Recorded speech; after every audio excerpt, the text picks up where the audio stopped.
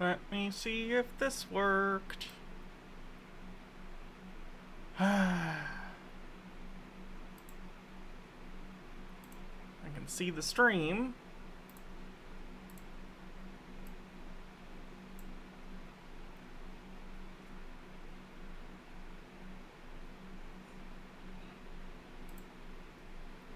Can you guys hear me?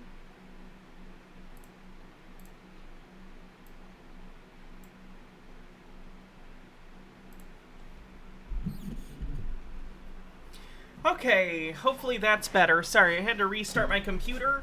So, hopefully we're good. Bittergrin, thanks for 22 months.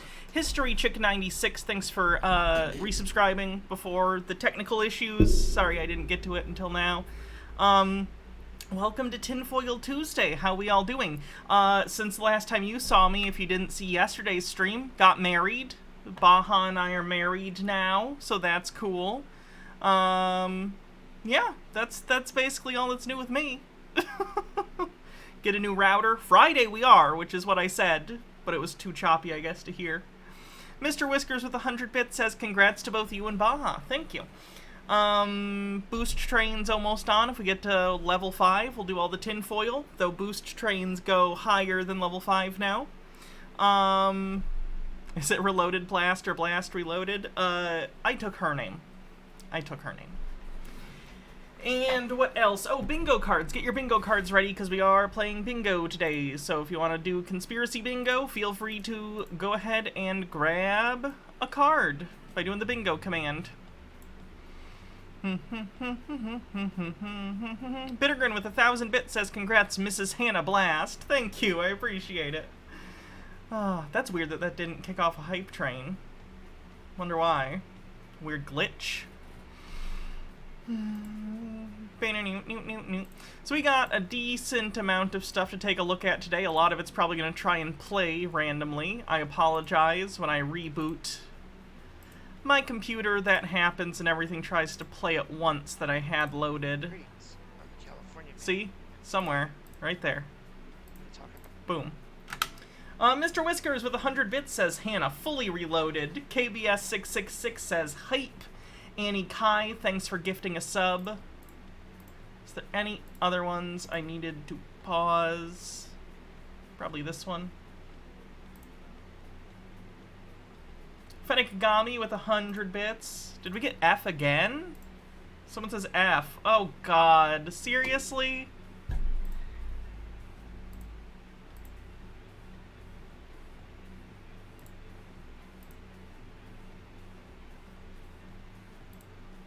I can't afford to not work until Friday. Please work, computer.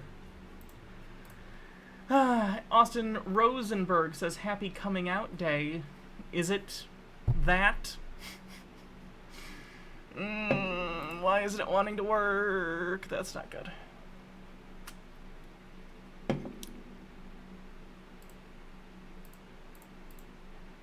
Well, let's keep going and see how it goes.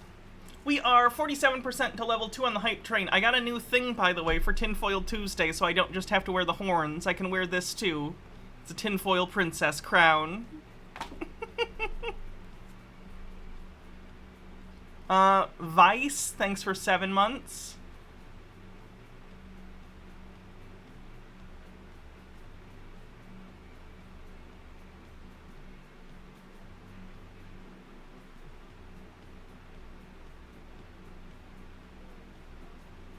It's like a slideshow now. God damn it.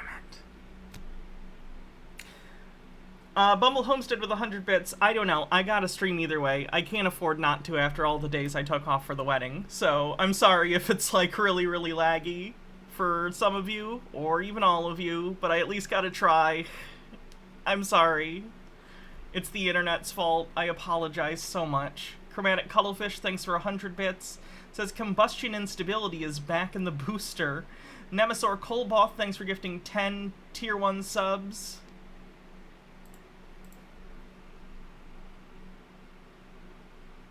Audio's okay, video's choppy. I guess that's fine for now. I don't know what else to do. Jellyfish85, thanks for 10 months, 28% to level 5. Anonymous, thanks for gifting 10 tier 1 subs. getting us to level 5. Thank you. The video just hit shit. Yeah, I don't know what to do about it. Mr. Whiskers, thanks for gifting a sub. MH Darkbeast says, congrats on the wedding. Would love your review of these 2 trailers at some point. Megan and Violent Night. Violent Night looks fun. I already saw the trailer for that. It's like Santa Claus. I don't know anything about this Megan thing. We'll have to take a look. Overthought, thanks for gifting 5 tier 1 subs, getting us over level 6. I have this project at work. Oh, by the way, I decided it would be a fun thing, because people donate all the time, and that's fun. You guys know I'm obsessed with Blu-rays. So if you ever want to do something different than, like, gifted subs, I have an Amazon wish list now. Just sort by, like, lowest amount. There's a bunch of Blu-rays on there that are, like, $5 or whatever, if you wanted to do that. Just for a fun thing. Chimmers, thanks for 18 months. That's a second sub, baby. This sub baby's name is gonna be Laggy McLagpants. You wanna see? Yes. Oh, and 2 people actually already got me something from the wish list. Someone got me the complete Dexter series, and someone else got me the Halloween 4K trilogy that came out recently with H2O, Resurrection, and Halloween 6. So thank you to whoever got those. They didn't come with notes, so I don't know who did those, but thank you. I'm just 3 generative. Oh, her eyes, they're wrong. Jamie the Bunny, thank you for 13 months as another month. Happy to have found this fun little stream early last year. Too many laughs to count and countless to come. Ooh, that was a satisfying sentence to say, as was that. I like alliteration. Ashy Boo says, this woman thinks clouds are UFOs and the sun isn't real. You had me at UFO clouds. Thank you. Android. Chunky? I assume you meant Chucky, but I really wish Chucky's name was Chunky now.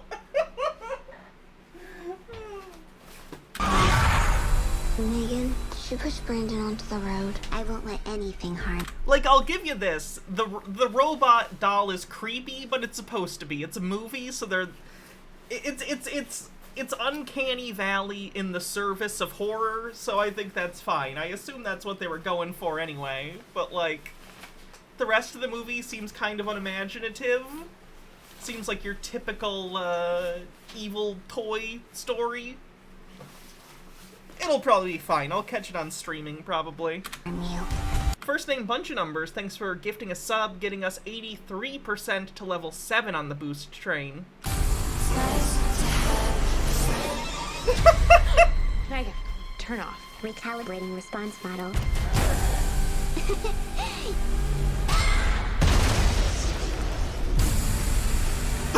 What the fuck was that? Did you see that shit? Did that fucking killer robot Fortnite dance? 83% to level 7 with 25 seconds left. Last chance to get to level 7.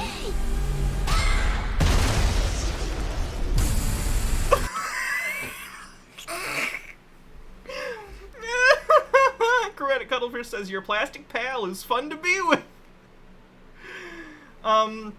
DeWolfie, thank you for 2 months with Prime. Poetic Fox, thanks for 19 months. Says, almost 2 years, Hannah, and the new Hellraiser is forking good.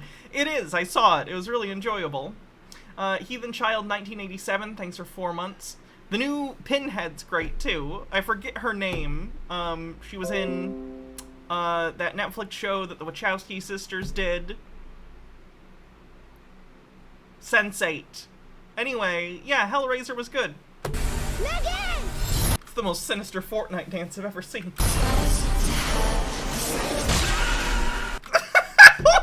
the fuck? They did it again! Alright. I might be into this movie now. This is so funny. Shibu says, have you checked out Little Demon? It's a great show and very funny. I saw the first episode in the hotel room the night before the wedding. Or maybe it was the night after. I don't remember. But it was on in the hotel room. The first episode was just okay, in my opinion. Maybe episode 2 and 3 or whatever are better. Again, it just feels like I'm your friend till the end. Heidi ho! I've seen this one. Hold on. Like, this doesn't even feel like it's ripping off the original Child's Play. It feels like it's ripping off the Child's Play remake they did with Mark Hamill as Chucky. Which was actually okay. It was fine. I enjoyed that movie. I just wish it wasn't Child's Play. If they had just branded it as its own thing, I think it would have been a better movie. But anyway.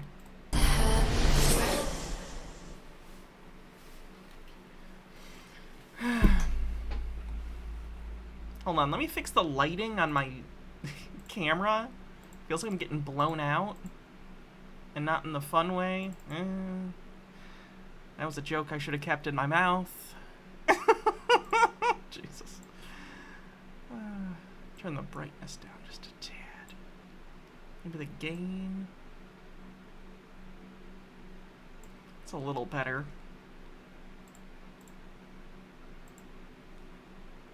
Great. Alright, let's get into the conspiracies. Get your bingo cards ready, and let's get into it. What are we going to do first? Hey, you know who we haven't heard from?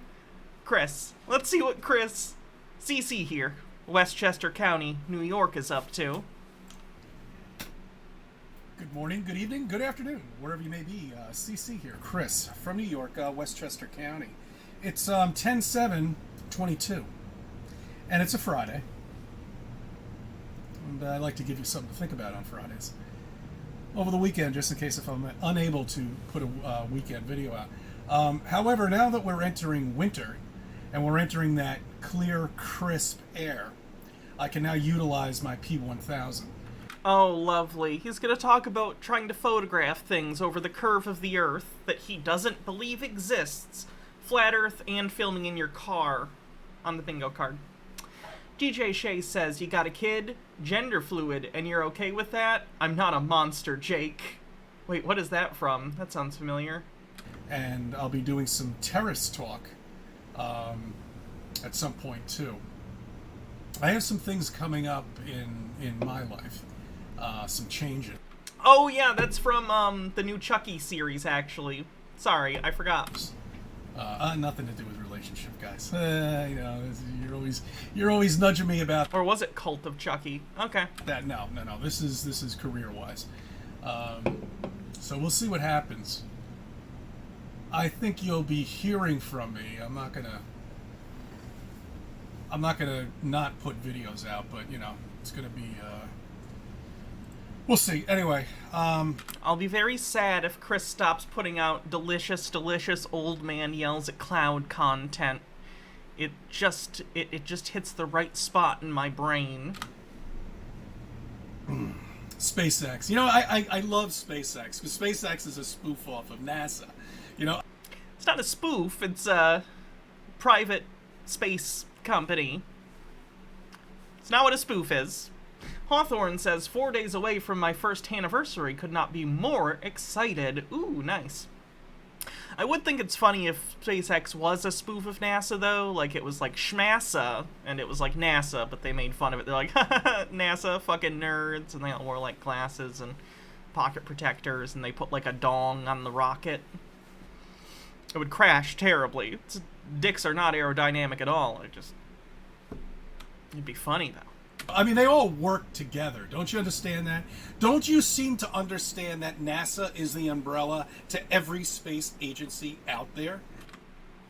It's not. That's actually a common thing that flat earthers say, is that basically they think NASA is in charge of every space agency on Earth, which is both really weirdly America-centric and also just incorrect.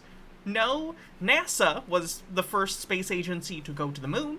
That's an accomplishment. That's cool.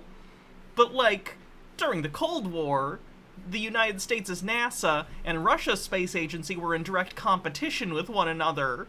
That's what the space race was. You were alive for parts of it, I think, Chris. Like, after it had already cooled down. I think he was born in, like, the 60s, so he was a teen in, like, the 70s, after we had already gotten to the moon. Either way, the point is, he should know that there are other space agencies. The European Space Agency, I think Israel has one, India has one. We're not in charge of the world, Chris. First name Bunch of Numbers says, just think, while you were off getting married and having a life, Cece was filming this video. We can all tell who's winning here. Were we keeping score? Bittergrin says, they need NASA to be in charge because it explains why all the space agencies are in on the conspiracy. I understand the practical purpose within the conspiracy narrative. I'm just pointing out that it makes no sense. You cannot launch anything. If penises aren't aerodynamic, explain this. TOS safe. Oh yeah, the blue... the Blue Origin rocket. See, I was more thinking like it's a rocket, and then hanging off it, it has a penis, not that it is a penis. I always think it's funnier to give objects penises than to just make an object shaped like a penis. I don't know why, but that's my comedic preference. Into space. What people think space is, when it's really nothing. We're covered with a dome. Like, think about this. You're walking down the street. You see a fire hydrant. One of two fire hydrants. We're splitting the universes here, okay? Would you rather see a fire hydrant randomly shaped like a penis, or a fire hydrant and it just has a random penis attached to it? I think the second one is funnier. It's more surprising. You sometimes see things that are penis-shaped. You don't oft see inanimate objects with penises. Dome. But you can't launch anything, high altitude, anything, until you get... I feel like if it's both dick-shaped and has the dick, then it's like a hat-on-a-hat situation, and it no longer is funny. It's like it cancels out. It's comedy math. Permission from NASA or the government, which is owned by NASA. Everything is. Wait, he thinks the government is owned by NASA? High altitude, anything, until you get permission from NASA or the government, which is owned by NASA. Oh, okay. He thinks NASA is in charge of the government, which explains why they get like 0.4% of the national budget.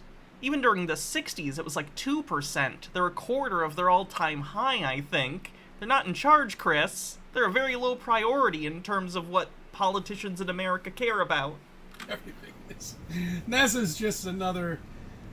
Does he think the FAA and NASA are the same thing? Maybe. How should we put it? It's just there to continue the fakeness of space. Okay? They're there to make you still think that you live on a spinning wet ball and that there's space and there... This is one of the things that Chris says that confuses me, because he never seems to bring up the fact that people knew about space before NASA was founded. Space was like a thing people knew about before the 1950s. Was NASA founded in like 1957, 56? I don't remember the exact year. It's not like that year they're like, we founded NASA. What's the S in NASA stand for? Funny story, there's this thing that we live in called space.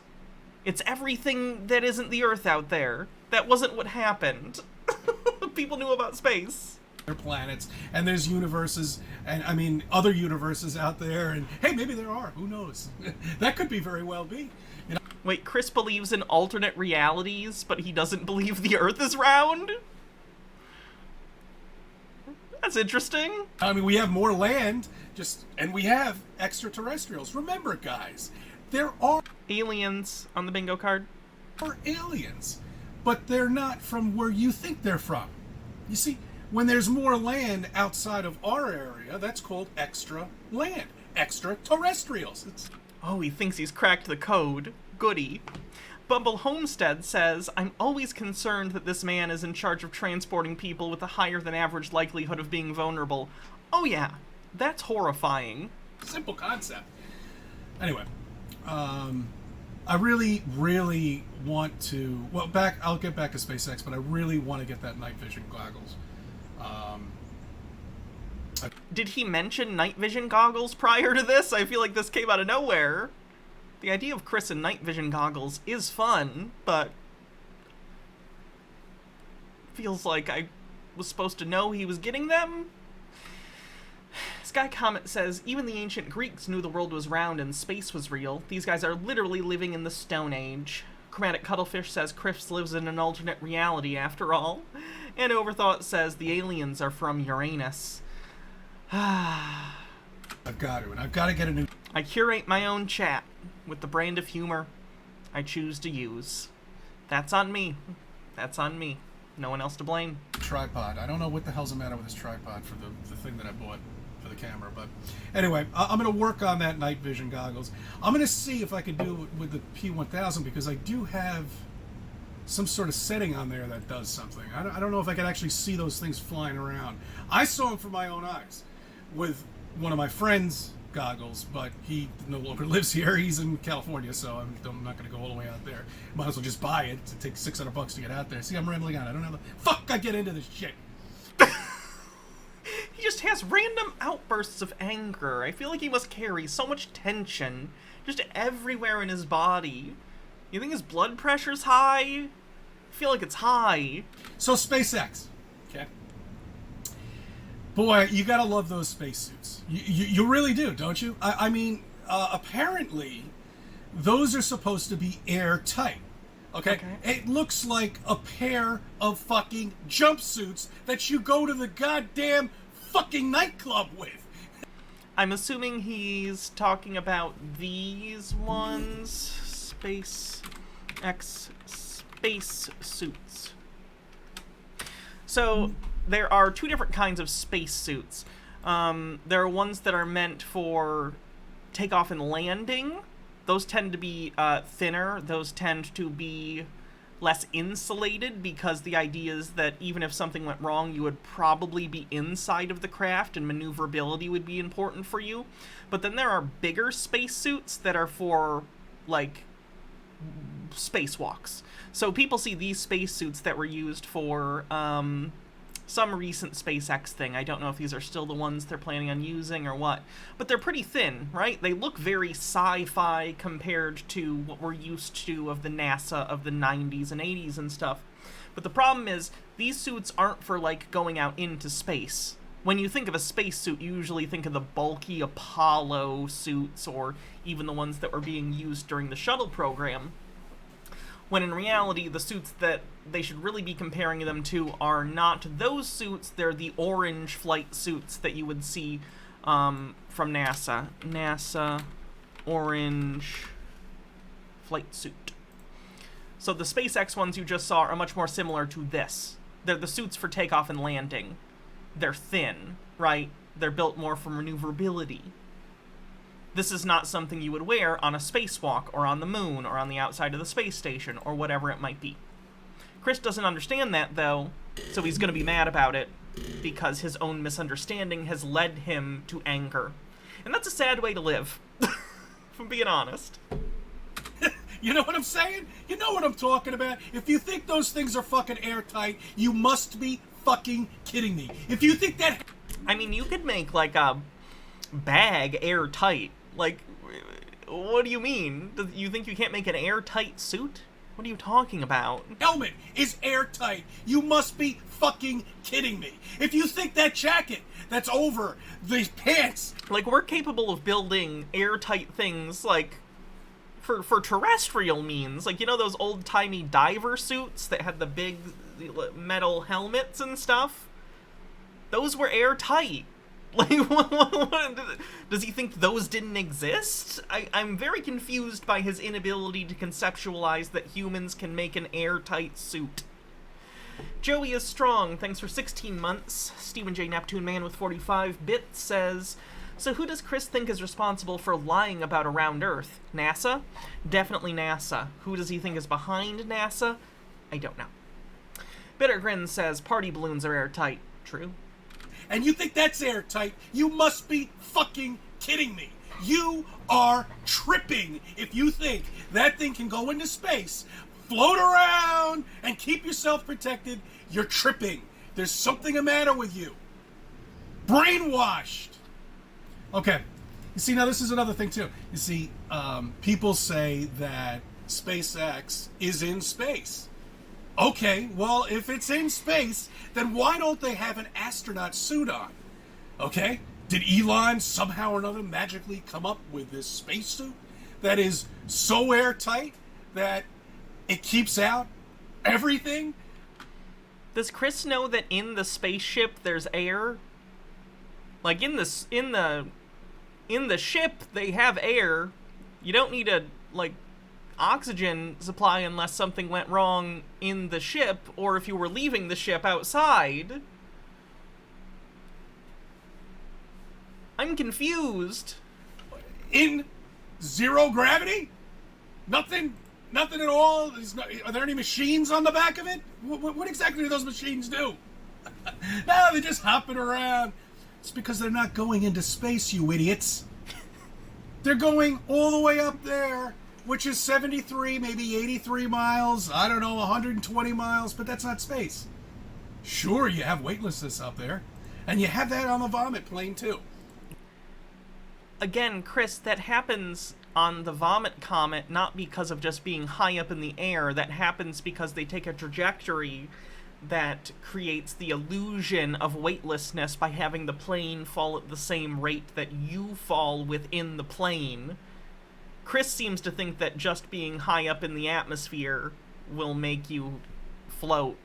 No, that's not how the Vomit Comet works. I'm sure we've all seen the plane that you can simulate weightlessness in. In fairness, that's also how it works in space when you're in orbit around the Earth, because you're in constant free fall, but, yeah. Okay.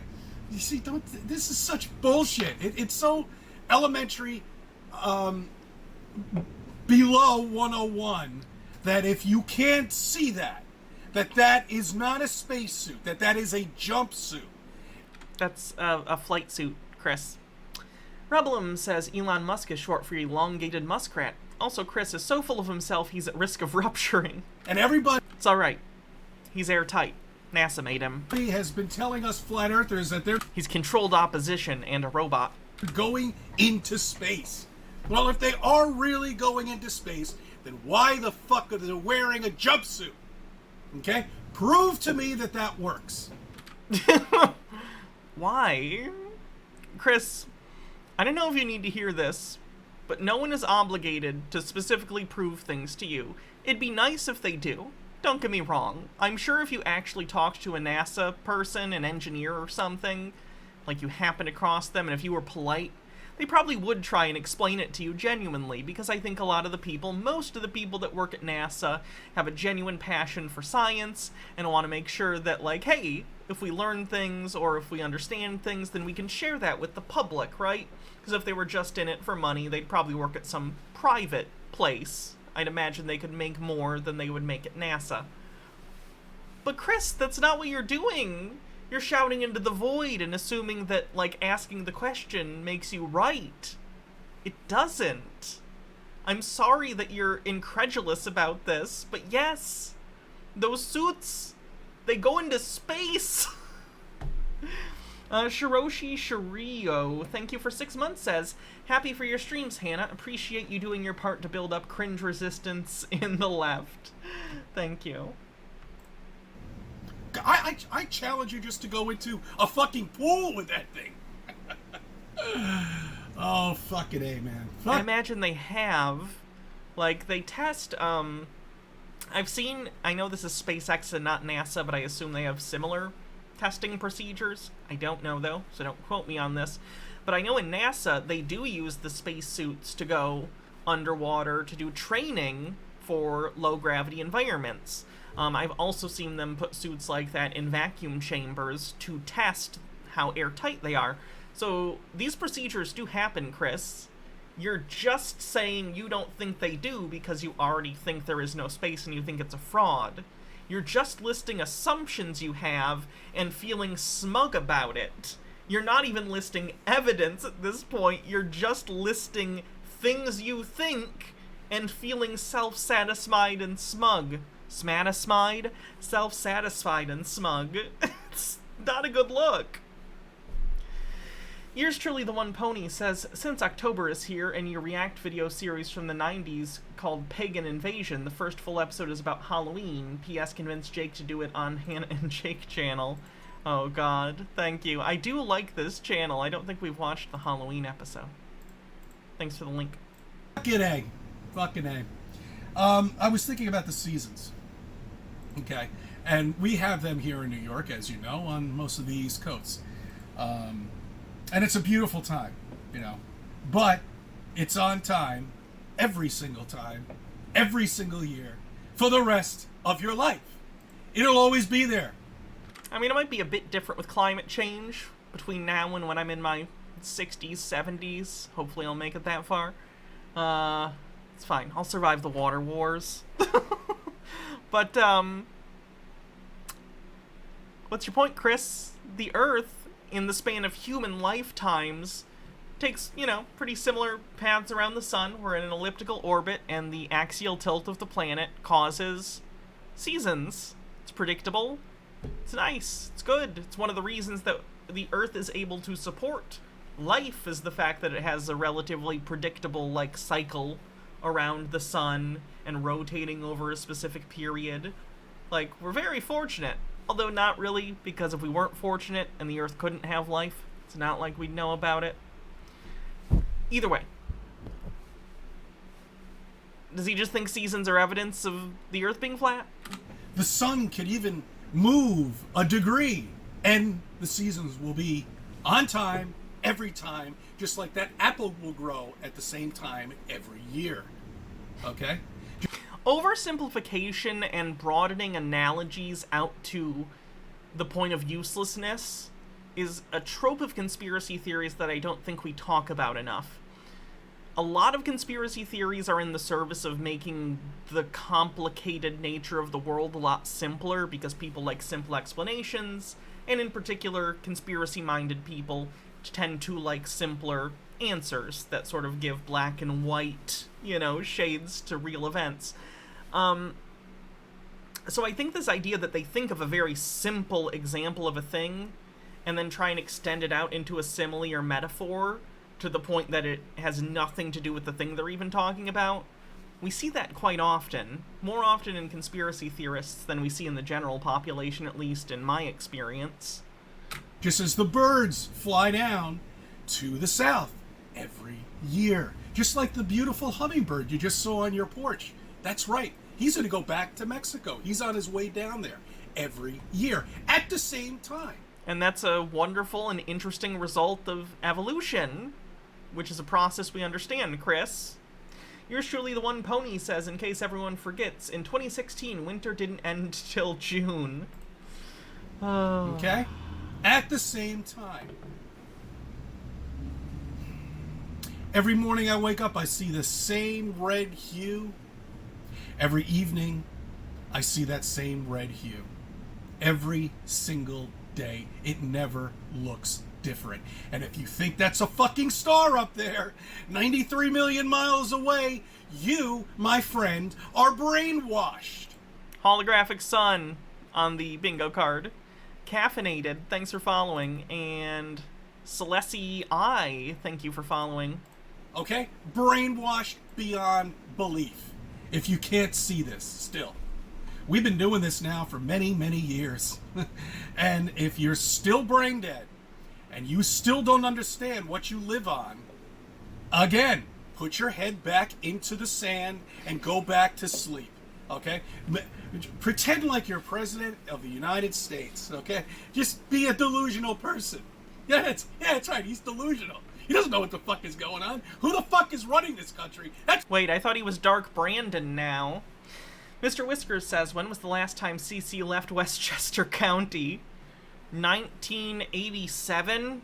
It was for a Grateful Dead concert in Wisconsin. He hated it. That's what I'd like to know. Who the fuck is it Hillary? Is it the Clintons? Or is it Obama? Or is it just the Democrats, period?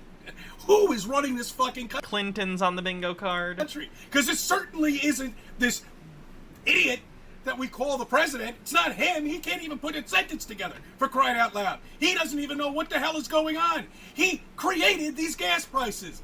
I would love to ask Chris how he thinks that's the case, and why gas prices have also gone up other places in the world other than the United States.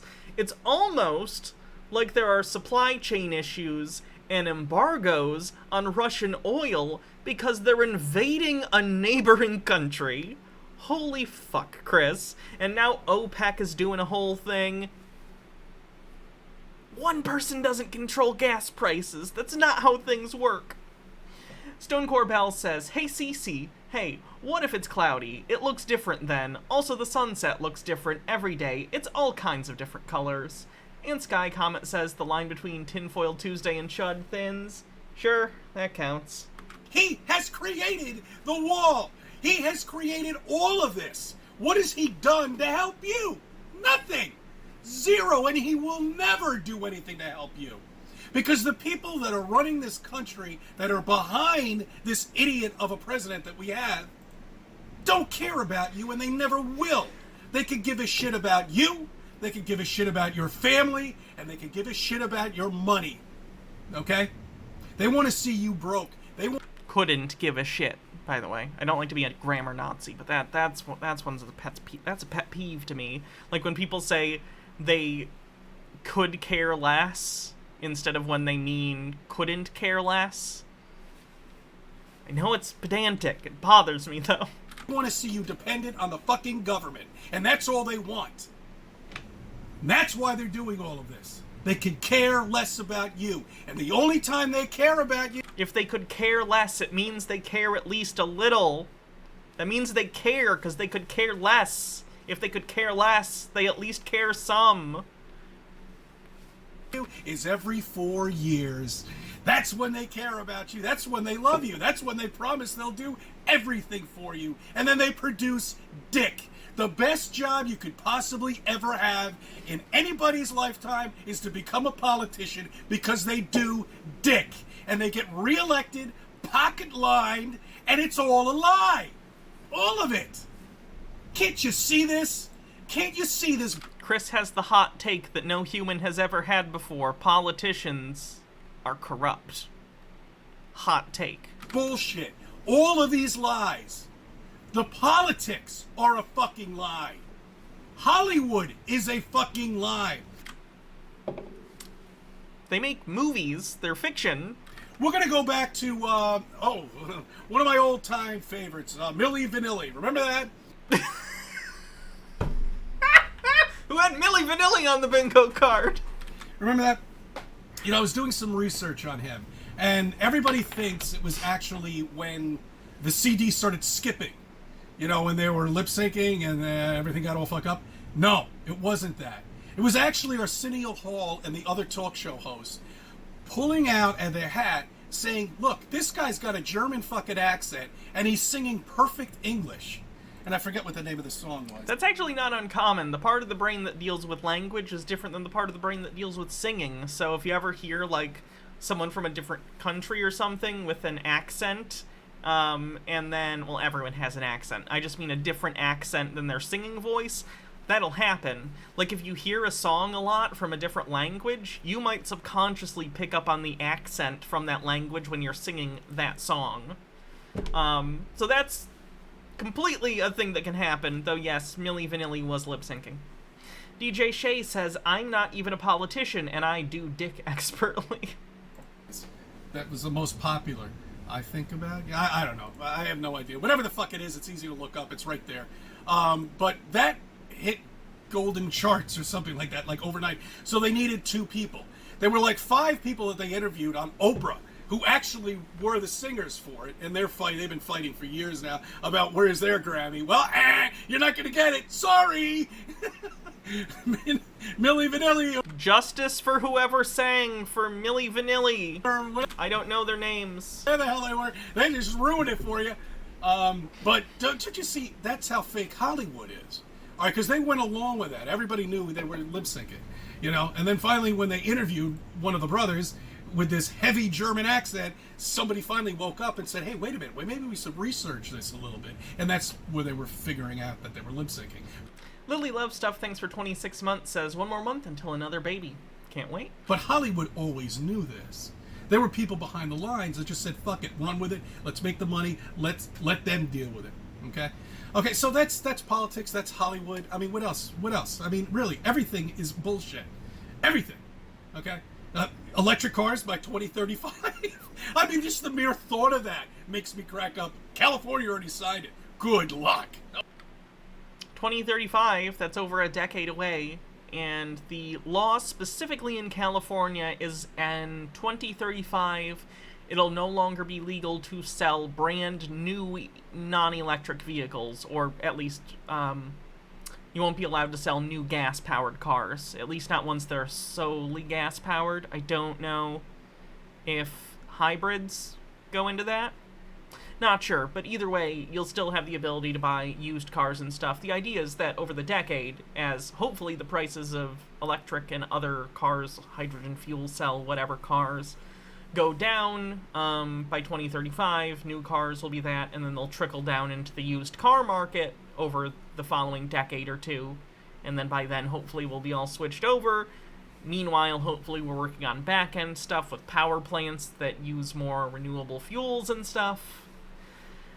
Okay. Yeah, that's going to be squashed very shortly. That's just another bullshit lie to get us talking and get us fighting amongst each other about who. What is there to fight about, Chris? Why do you care?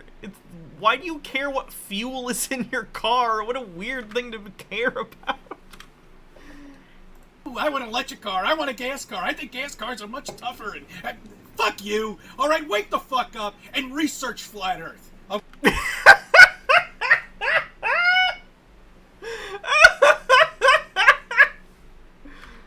Get us fighting amongst each other about who. I want an electric car. I want a gas car. I think gas cars are much tougher. And fuck you. All right, wake the fuck up and research flat Earth.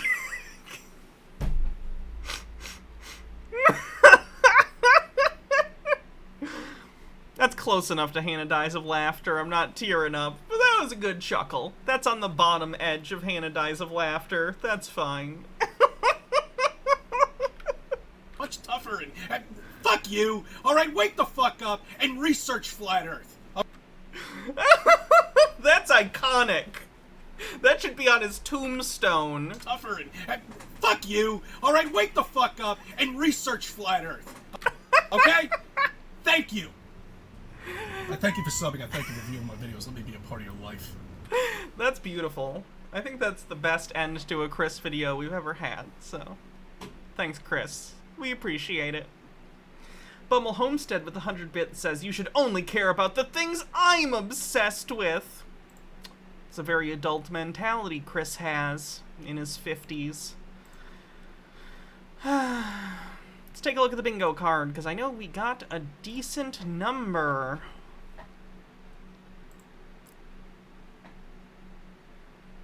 Recording in car.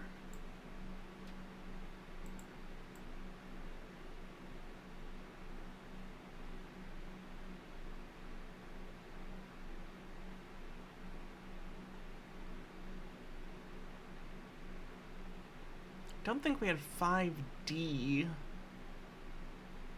Clinton's.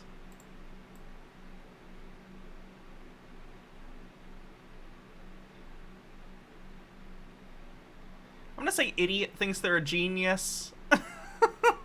Aliens. Sorry.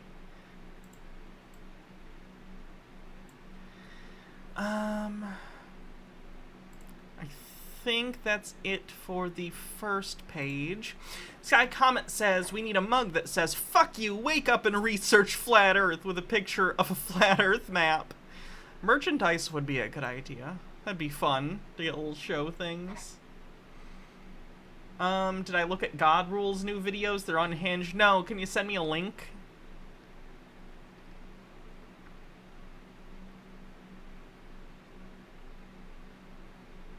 Line between Chudwatch and Tinfoil Tuesday thins. We need pins of Medico. Someone would have to. Holographic and or fake sun. Flat Earth. Do your own research. Hannah might die of laughter. I think that's it. I think we're good. No, not 101.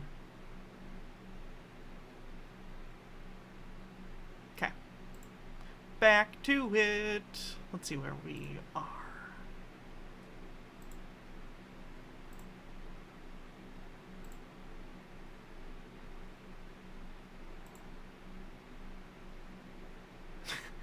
Here's a music video from the year of our Lord 1990, which tells us the worries of the rapture, end times, Antichrist stuff. Mark of the Beast. As his plan for replacing cash, checks, and credit cards with new personalized 666 barcode system were implemented, peace and order began to be re-established. Now, in tonight's program, our great world leader unveiled Our great world leader, who shall remain nameless for some reason. Stage 2 of his plan for the perfect world.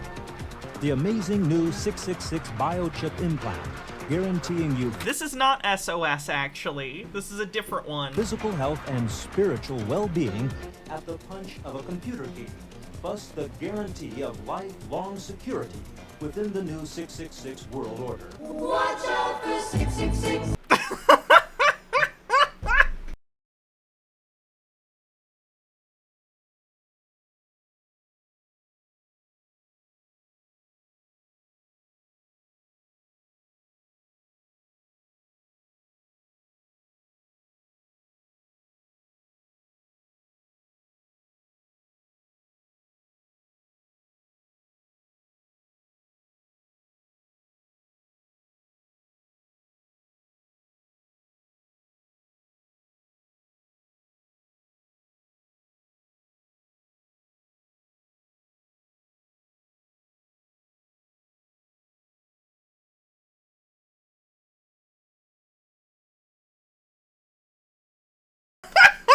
They just printed 666 on it!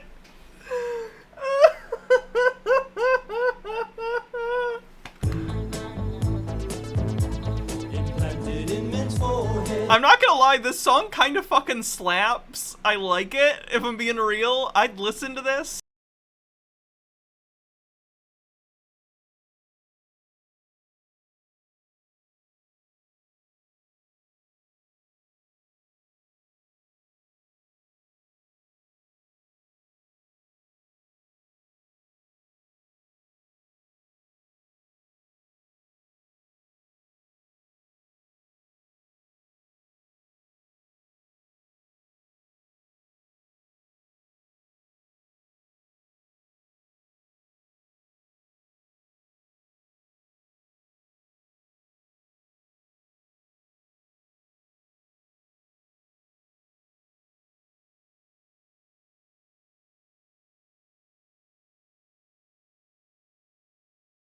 Says, hello Hannah, I hope you and Baha had a great wedding. I'm so happy for you. It was wonderful. It really was. It was such a great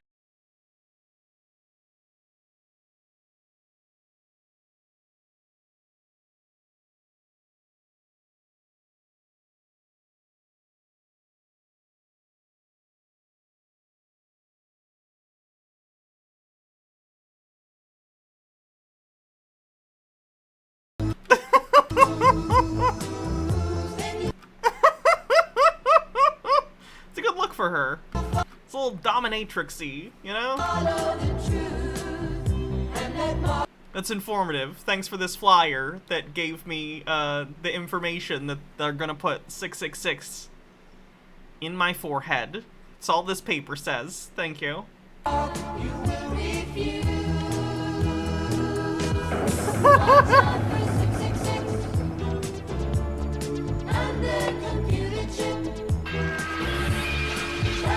Guys, I'm super excited. You know why? Because one of the things we got as a wedding gift was a gift card to Amazon. One of the things we bought with this gift card was a panini maker.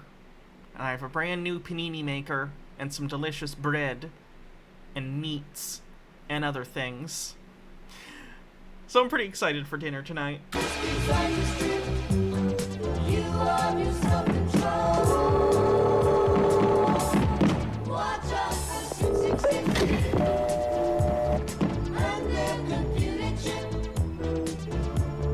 That is kick. I do think this one world government regime has pretty bad fascist police attire. I feel like it needs to be more striking so the audience immediately knows.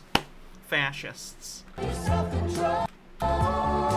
No, I wouldn't call this predictive programming.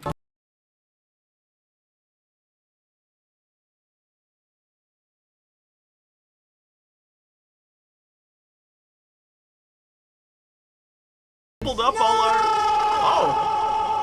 Oh. That's an interesting ending. That was great. That was just lovely. The comments, unfortunately, are not people ironically enjoying it like you and I. The comments of that video are full of conspiracy theorists who unironically are watching it because they conflate a certain shot with the mark of the beast. So that's where we're at.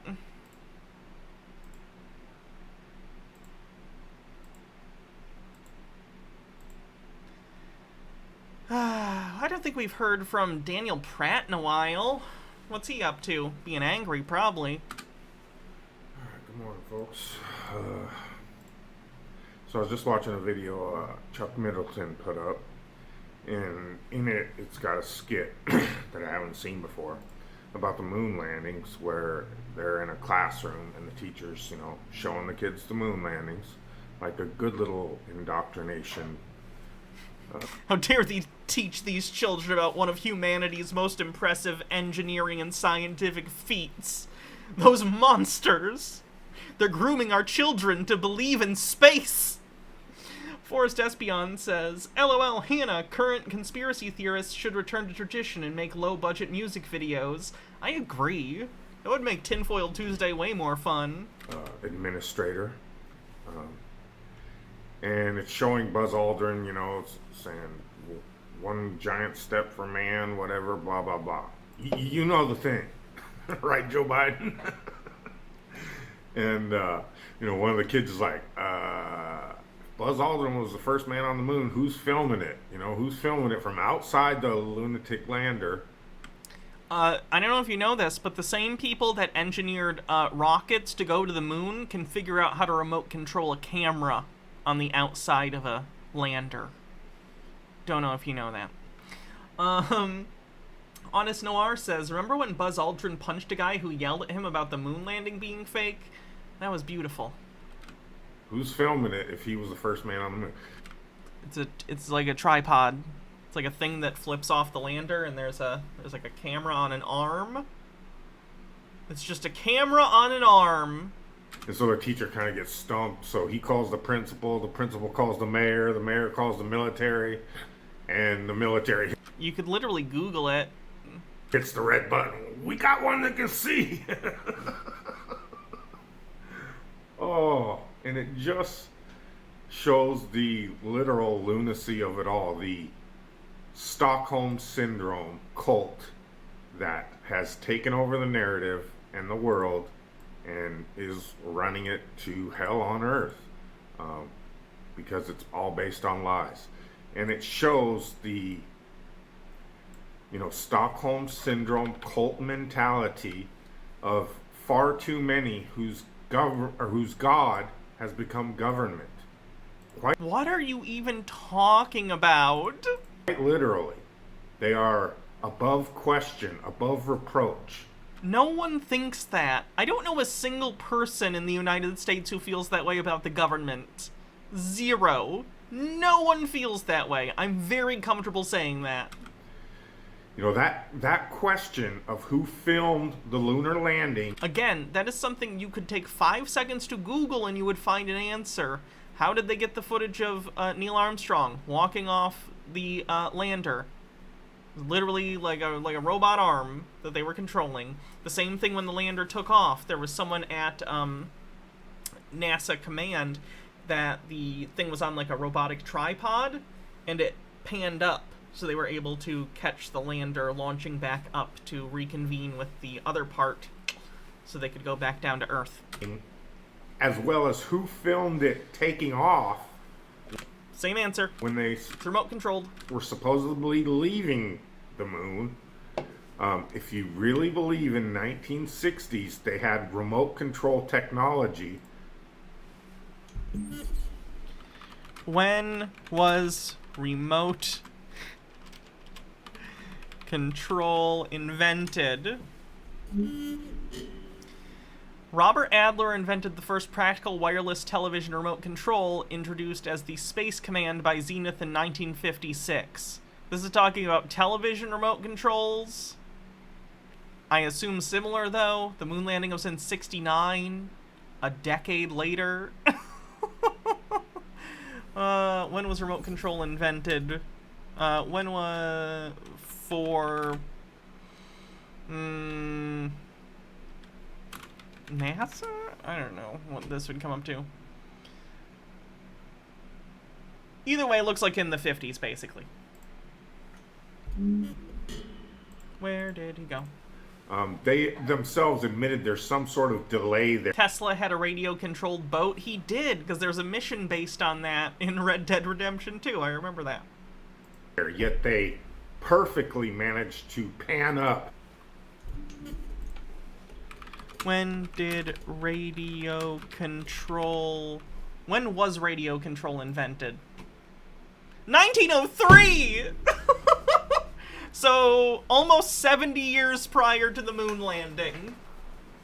Hooray. Chromatic Cuttlefish says, the Germans had guided missiles using radio controls during World War II. And film that lunar lander taking back. Was that the thing that Hedy Lamarr figured out a way to somehow hack into?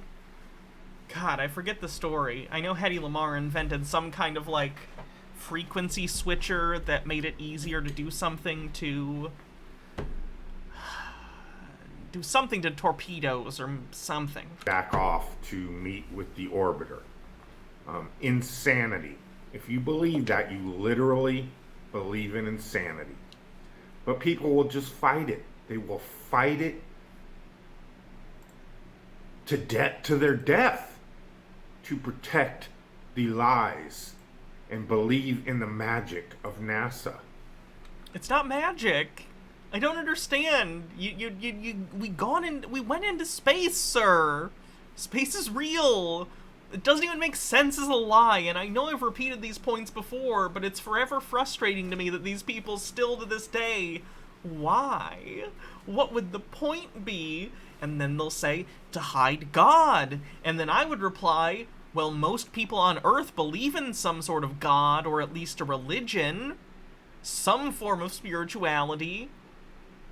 So apparently the plan failed. Doesn't make any sense. Sky Comet says, I think he's mistaking remote control for automation. Maybe. It should be enough if they lied about that. And it's not just those. It's those in conjunction with all the other anomalies people have pointed out for years. When there's so many questions that they have to come up with reasonable explanations for, it's obviously a lie. And, you know, that goes right into the flat earth and why they would lie about the moon landings. Oh, because we had to get there before Russia. Okay, that would make sense if in the, subsequent 50 years, somebody had gone back to the moon. Why? Why would that be a prerequisite? The entire point of getting to the moon is basically saying, we can hit the moon. We can hit anywhere on the planet with a missile. That's what it was. America won. But they haven't. They'll constantly tell us about, again, all the resources on the moon. We could be taking advantage. Now, NASA's swearing that China's trying to take over the moon from them. They're trying to take it from them. I mean, no one owns the moon. Ideally. But if it ever became economically feasible, and I know there are some companies that want to do this, I don't like this, but there are companies that do say they want to mine the moon. The economic feasibility, I think we're pretty far off from that, but who knows? But NASA hasn't bothered to go back in the last 50 years. What resources? Helium? Because it would become too obvious that it's BS. I forget what, it's like helium-3 or something? And, you know, once again, the fact that people refuse to see this. It's not even that they can't see it. It's when they see it, their brains short circuit. And it, you know, while they mock Christians, when faced with the truth of their God government, that it's based on nothing but lies. Why do you think... I don't understand why he thinks that anyone treats the government as if it's, like, a deity. No. Why does he think I like the government? I think the government, because I'm not an anarchist, I think the government is a necessity. I believe that a kind of government needs to exist. The current form, I don't know. But I do think that a governing body makes sense to exist. That doesn't mean I worship it. It means I recognize that an administrative state is necessary to have effective, like, roads and communication systems, and I don't... Is that a hard thing to understand? And mind control, government, their cognitive dissonance kicks in so hard, and their Stockholm syndrome, they will fight themselves and anyone else that dare expose the lies of their demigod governments. And when you realize NASA and the United States government lies and lied, and then realize that Russia backs up their lies, even though they claim to be, now we're on the verge of nuclear war. So they want you to believe Putin will start launching nukes. Oh yeah, I forget. This guy doesn't think nukes exist. This guy thinks nuclear weapons are fake. So remember that. Stone Corbell says he keeps bringing up Stockholm Syndrome. What does he think that is, and what does it have to do with the government lying about the shape of the Earth? I'm assuming in this case he's considering the government to be your captive, or your captor, and you are their captive, and therefore you have gotten Stockholm Syndrome towards them, if you agree with the government in anything ever. To kill people, but I've seen the movie Moon. I enjoyed it. Won't expose the lies of NASA.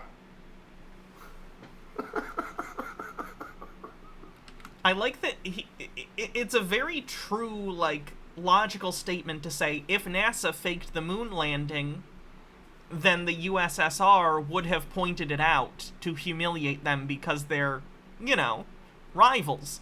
So, I think most people would look at that statement and go, therefore, at least with this piece of evidence, it is more likely that the United States did, in fact, go to the moon, because I recognize all of the evidence that the United States and the USSR were in conflict during the Cold War.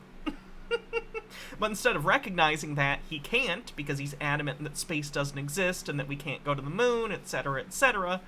So he has to justify that by saying, actually, it's not that we really went to the moon, it's that the USSR is secretly big fans of the United States during the 1960s, and they're in cahoots with each other to build this lie, because in his hierarchy of facts that he needs to be true, the moon landing being fake is more important to him than the Cold War being real.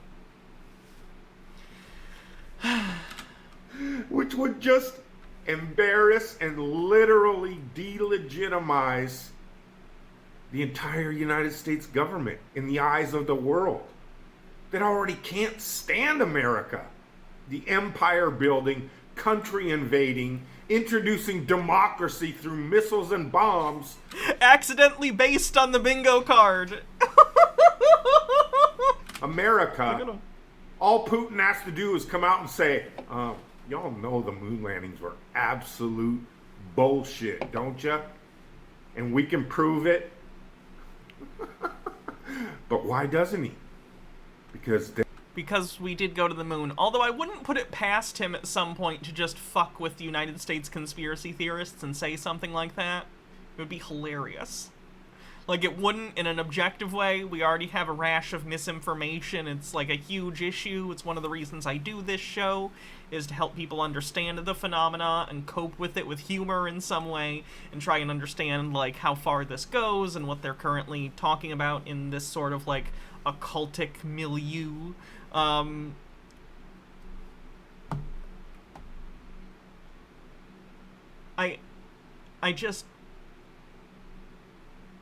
I don't know. These people are frustrating. Tucker White says, Hannah says she doesn't worship government, but I know for a fact that she possesses a statue of Governmentos in her room next to Baja. Why have you been in my room? Hydrate. Then, God forbid, people will start questioning Russia and all the other spacefaring nations and come to the absolute truth realization we live on a level plane, not a whirling, twirling space ball, and they all will be delegitimized. So, again, you little globe cult members on YouTube, keep running around crying my name, showing all your videos mocking me. Eventually, those with eyes to see and ears to hear. No, this guy isn't a QAnon. He actually hates QAnon. He thinks they're controlled opposition. Will see through your Sorry, Tucker White. Yes, I did read that. mockery. Will see that what I say is absolute truth. And will see the cult mentality, cult defending tactics you employ, just like every cult ever, that is desperately trying to keep the members of its cult in mind control as we try to free them with the truth. Good luck with the self-aggrandizement, another very key characteristic. So many of these conspiracy theories cast the conspiracy theorists themselves as either an individual or part of a group of individuals that are truly righteous, good guy white hats that are fighting the evil satanic forces of super duper evil that have no redeeming qualities and are only in it for the lols or whatever. Very common. Makes people feel better about themselves, about whatever's going on in the world.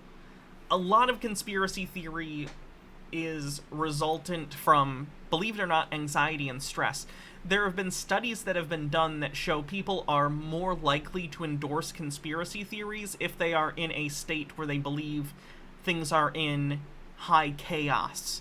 So if someone looks around and thinks the world is in a high chaos state, something that would cause them to have anxiety or uncomfortability or feel that things aren't right, whatever that might mean to them, they are more likely to gravitate towards grandiose, overly obtuse, simplified, conspiratorial explanations for these problems, because people get desperate and are more willing to accept novel, crazy beliefs in order to explain away this chaos, because we prefer a crazy solution to no solution, if that makes sense. Some people are more predisposed to this than others, but we're all susceptible to an extent. with all that. God bless you. Keep up your desperate lies and slanderous tactics. You aren't hurting me one bit. It doesn't hurt me at all for a bunch of brainwashed morons to insinuate I'm intellectually inferior because I'm not mired in Stockholm Syndrome, cognitive dissonance. Again, insecurity can play a role. Feeling like you're less intelligent or feeling the need to defend your intelligence can lead to this. This in particular in conspiracy theorists, when that comes out, makes me pretty sad on a personal level, because I think like a lot of people, I've had insecurities in my life about my own intelligence for one reason or another. So I can understand that feeling of like you don't want to feel like you're behind on things. You want to feel like you know what's going on. You want to feel like you have some sort of expertise somewhere, you know? You want to feel like you know something. Unfortunately, a lot of these people have just taken it to an unhealthy place as a coping mechanism and have compensated by deluding themselves into believing they're secret geniuses and have this, like, in on this whole secret conspiracy world. It's sad. And Dunning-Kruger syndrome. The truth is obvious, and all one need do is ask again. I'll leave the link to Chuck's video. Who filmed the moon landings? Who filmed Remote cameras. them taking off? Remote cameras. And that in conjunction He's got Rice Krispie treats in the background, right? Are those Rice Krispie treats? They are. with every other, again, anomaly that's been pointed out about those absolute hoax moon landings should get everyone to start questioning everything NASA's ever told them. That's all I got. Have a good day. Poor guy. I feel for Dan. He's one that... Chris has always seemed to me to be a very angry man under the surface. Like, he hides it with humor, but CC seems angry. Daniel Pratt is angry out front, but underneath, it feels like there's, like, this deep, prevailing sadness. This just, like, sad, depressive quality. That's a shame. Anyway, moving on.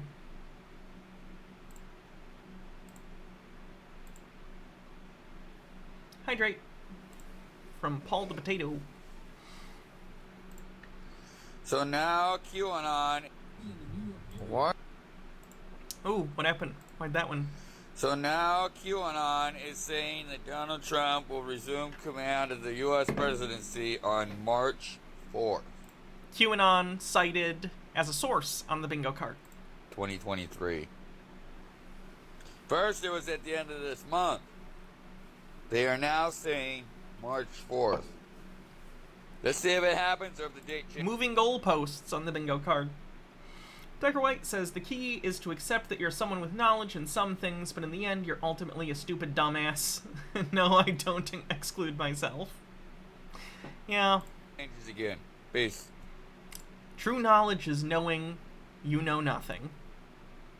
Socrates, Bill and Ted. Why is Customs of Canada asking you about your vaccine status? Because they want to make sure you're safe before you come in or out of the country? That is none of their fucking business. I guess don't try and come into the country then. Way to go, girl, for refusing. Well, That's interesting, guys. So I hear that Canada wants to get rid of their prime minister and join the Union. Wait, what? Lily Lovestuff says, according to a time traveler on TikTok, March is when some teens are going to find a wormhole machine. Rad. The United States. If approved, that will add... I don't think Canadians want to join the United States. I would not recommend that to them. 60 states to the 50 states of the United States. If Canada would like to take in Michigan, though, that'd be cool. If approved. Because they want to get rid of the prime minister because he's a retarded. Oof. And also, he knows that you can, like, vote out prime ministers, right? They have a parliamentary system of government. We'll see if it's approved or not approved. Most likely it won't be approved. Most likely the country of Canada will remain. But you never know. Anything's possible. Peace. Oh my goodness.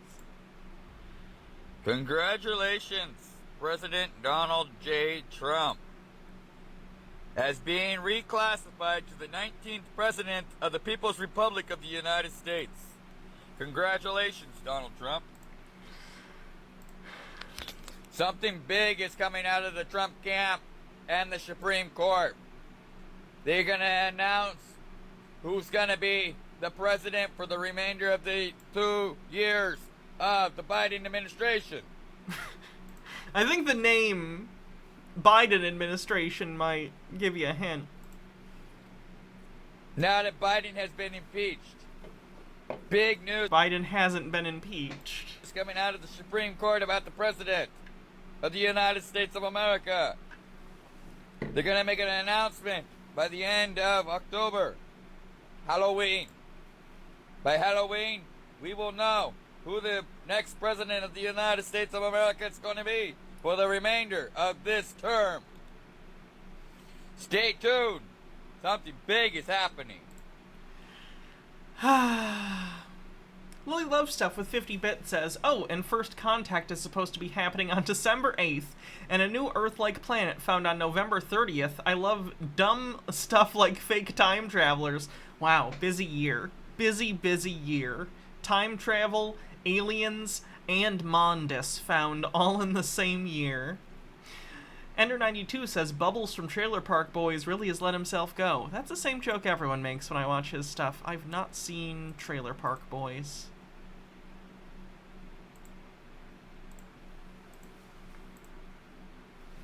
Coolio passing away. News of Coolio passing away just recently. Just like so many celebrities before him, such as Michael Jackson, Prince, David Bowie, Robin Williams, Joan Rivers, and the list goes on and on. It's always unexpected, and very rarely do you hear of a celebrity on their deathbed awaiting their passing. And obviously this... Why would you hear that? That's not news. I mean, it's kind of news. Like, here's one.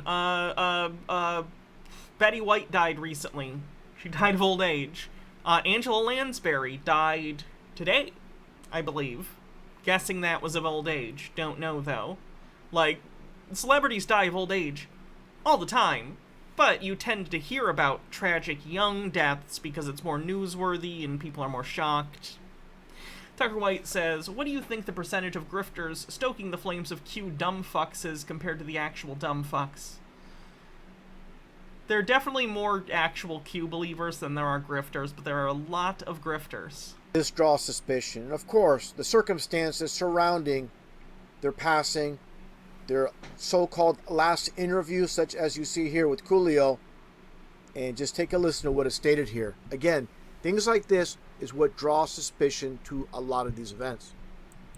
You know, some things are make-believe, some things are fictional, some things are fake, and some things we don't know about.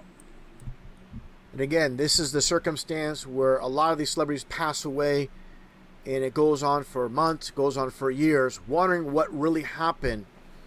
And here's a classic example with these type of statements that will do the same. And as large as Coolio was, specifically back in the 90s, and being part of the music industry, you're not going to make it unless you sell out. How high do I think Coolio was in that video? 9. And all the signs and symbols are there. Just take a look here at Coolio, and what do you see sticking out of his do-rag? These hair. What do I win? Devil horns. Oh my god. And don't think for a second he's not aware of what is taking place. And his name itself, Coolio, just so happens to be that number 33. Numerology on the bingo card. Sorry, Sky Comet. Said he hasn't been impeached, not that they haven't been trying. As fair and balanced notice, the Republicans have tried to impeach Biden every 45 days on average since he was inaugurated. Good use of time. Good use of time when they don't control the House or the Senate. 1997 with this album, Coolio My Soul, in this song titled The Devil is Dope. And of course, this has a duality meaning. But again, you're not going to make it big unless you're part of the system. Without exception, they're not going to promote someone heavily unless you sell out. That very simple. Just like all these other celebrities, as you see here, Kanye West, just like Coolio, with the magical number 33. Let's not talk about Kanye West or any of the things he said recently. Kanye West, the same. Kanye West being 33. And as you see in the photo as well, the dual-headed eagle with this pin that he's wearing here. So they definitely speak through signs and symbols.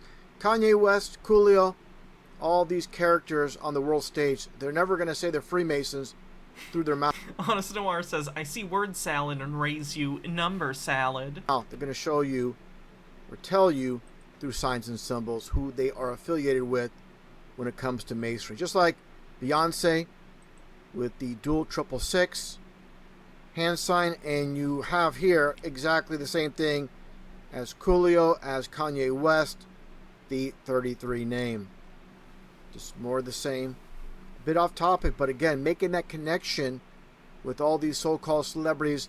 So you see here, Bono, big time sellout. Did he call Bono Bono? With, again, Beyonce and the 666. Just like you see here with Lionel Richie. And this has all to do with Nelson Mandela. With the hands out. It's all in your hands. And again, the 666. Spurious symbology if we didn't have it already. In plain sight. Just like you have here with Beyonce in this one album from several years ago with her back turn and it says Lemonade.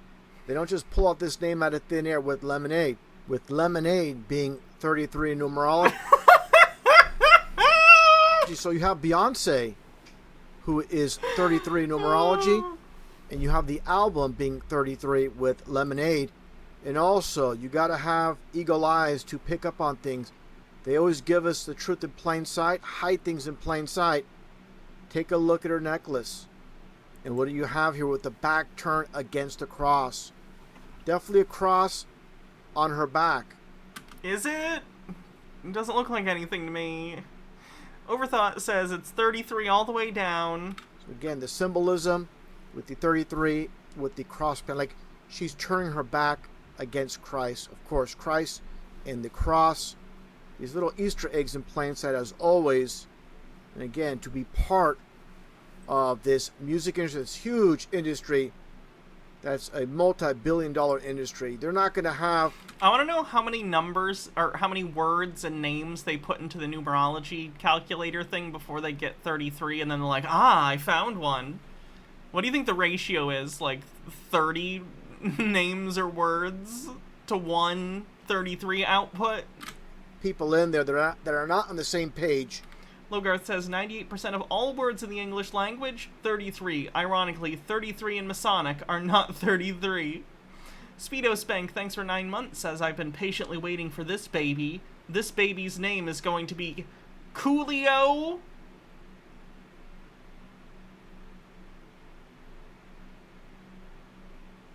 Coolio Freemason Daniels. As the people that run it. Definitely, you have to do it. What's 33 supposed to mean? 33, they think, is a Freemason number because, according to them, the highest level of Freemason you can become is 33rd degree Freemason. Lily Lovestuff says, if Beyonce is turning her back on Christ, why does her song Church Girl go so hard? Do a lot to get a lot.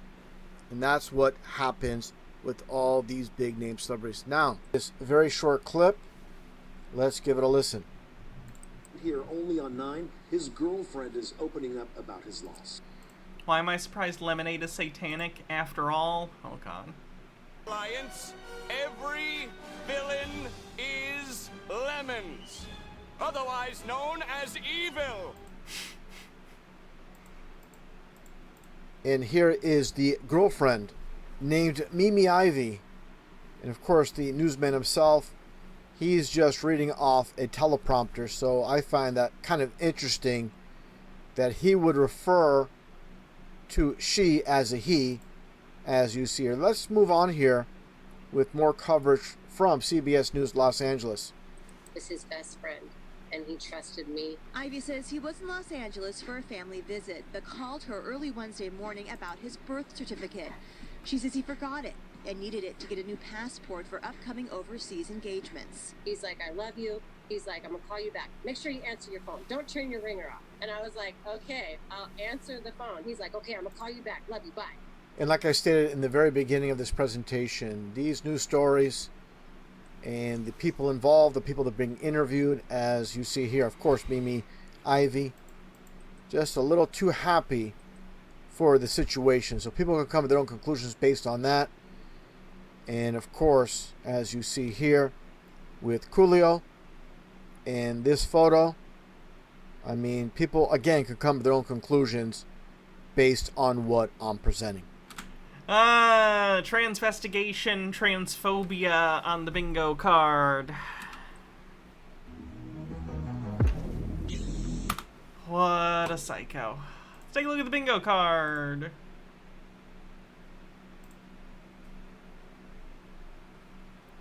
Illuminati Freemasons.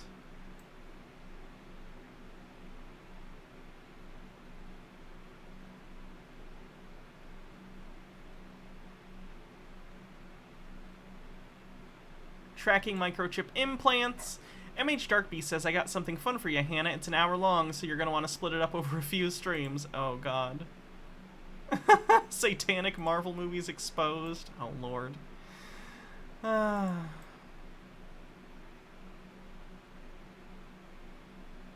King Trump.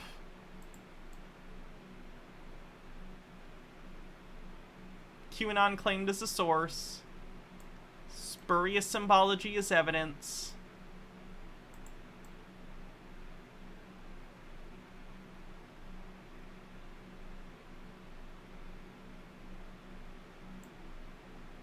Page 2.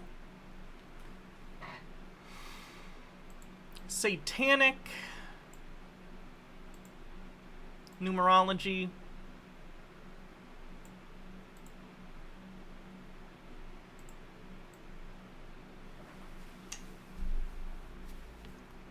Transphobia.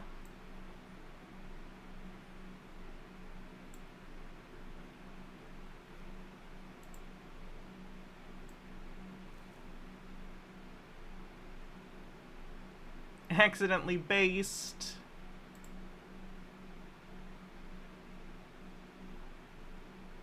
I think that's it. Did we have Mark of the Beast? Yeah, where's it? Do you guys know what number Mark of the Beast is? 62. Mark of the Beast.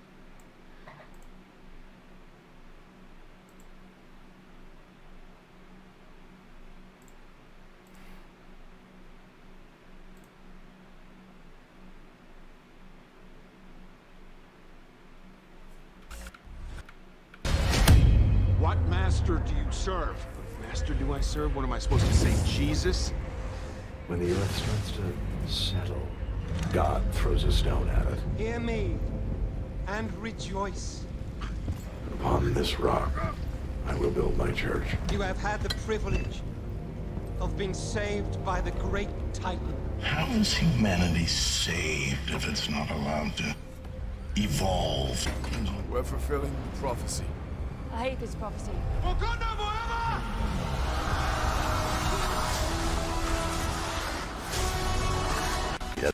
The Marvel Universe and their end game. And if you're a Christian, I believe that there is a reason why the world has totally become obsessed with this movie. $1.2 billion in its opening weekend. I think I looked at this at one point. I'll have to take a look later to double check. What else do we have? Let's do Hans Wormhat. This is part 2 to his video series on him thinking steampunk was a real thing. I think the first part is self-explanatory. He thinks steampunk was real. This is part 2 of video on steampunk is real, and I just want to give a few more examples of steampunk. And Cabinets of Curiosities is a perfect example of something that just, it really feels steampunk. And what I mean by that is I just mean, so if you haven't already, you can go watch my previous video on this. To me, the whole concept of steampunk is just, it's like magnifying the fact that in the Victorian era, there was too much technology, too much stuff. Because when I think of steampunk, I think like excess. There's so much excess when it comes to steampunk. It's like technology's there where it doesn't even need to be. Yeah, that's part of the point. Mr. Whiskers says steampunk is real cool. In steampunk, and it's just for show a lot of times, and it's an aesthetic. It seems above and outside the makings of the people who are wearing it. That's kind of a thing about steampunk. It's like, wow, you look old-timey, but you're covered in this strange futuristic looking stuff that who knows if it even does anything. So Cabinets of Curiosities, very similar, because people just had so much stuff. You weren't gonna let your neighbor go out and find all the cool trinkets. You wanted more. You wanted to go find the coolest stuff. People were probably just going through the old buildings, going in the basements and trying to find anything that was salvageable or that they could Mud Flood on the bingo card if we have it. I actually don't know. He thinks that basically steampunk was humans finding technology from ancient civilizations and repurposing it for themselves, because people who believe in Mud Flood believe that, like, buildings and stuff from the Victorian age, neoclassical architecture, like Art Nouveau architecture, basically anything that predates modern architecture, think maybe the 70s onward, anything that predates that, they think we just found that humans are incapable of creating buildings like that, and that we just found them buried under the ground from an old civilization, and we moved in, and the government is hiding this from us. Is Hans recording next to his fan? I don't know. I have a fan on, so I apologize, but I get warm up here. I can probably turn it off now, though.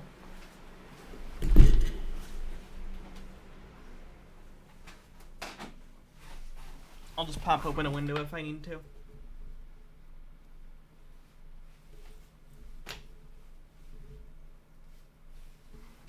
Furbish. And so a few things I find very interesting about the Cabinets of Curiosity. One thing that's very interesting is that the term cabinet originally described a room rather than a piece of furniture. Hydrate. So what that tells me is, in the beginning, people had entire rooms worth of curious things to show off. And then, of course, later there's more people and less stuff to go around, and cabinet ends up being just a piece of furniture full of interesting trinkets. So that I found very interesting. How he thinks etymology works is very interesting. Another thing that I find very interesting is that it appears that at least what they tell us about the history of these Cabinets of Curiosities seems to predate museums, and we'll get into that in a second, which that doesn't make any sense to me. Why wouldn't there already be well-established museums at this point? Why does it seem like it's a free-for-all? Cabinets of Curiosities just seems like every... What? Does he think museums are naturally occurring? Someone needs to fund them. What are you talking about? What? Random person could fill their house, could have a room in their house full of random stuff. Why weren't big museums already established at this point? I mean, they'll tell us that kingdoms and kings and queens had been going on for a long time at this point. Why didn't the kings and queens already have all the curious stuff? Why were random people full of strange artifacts? So that's another thing to me.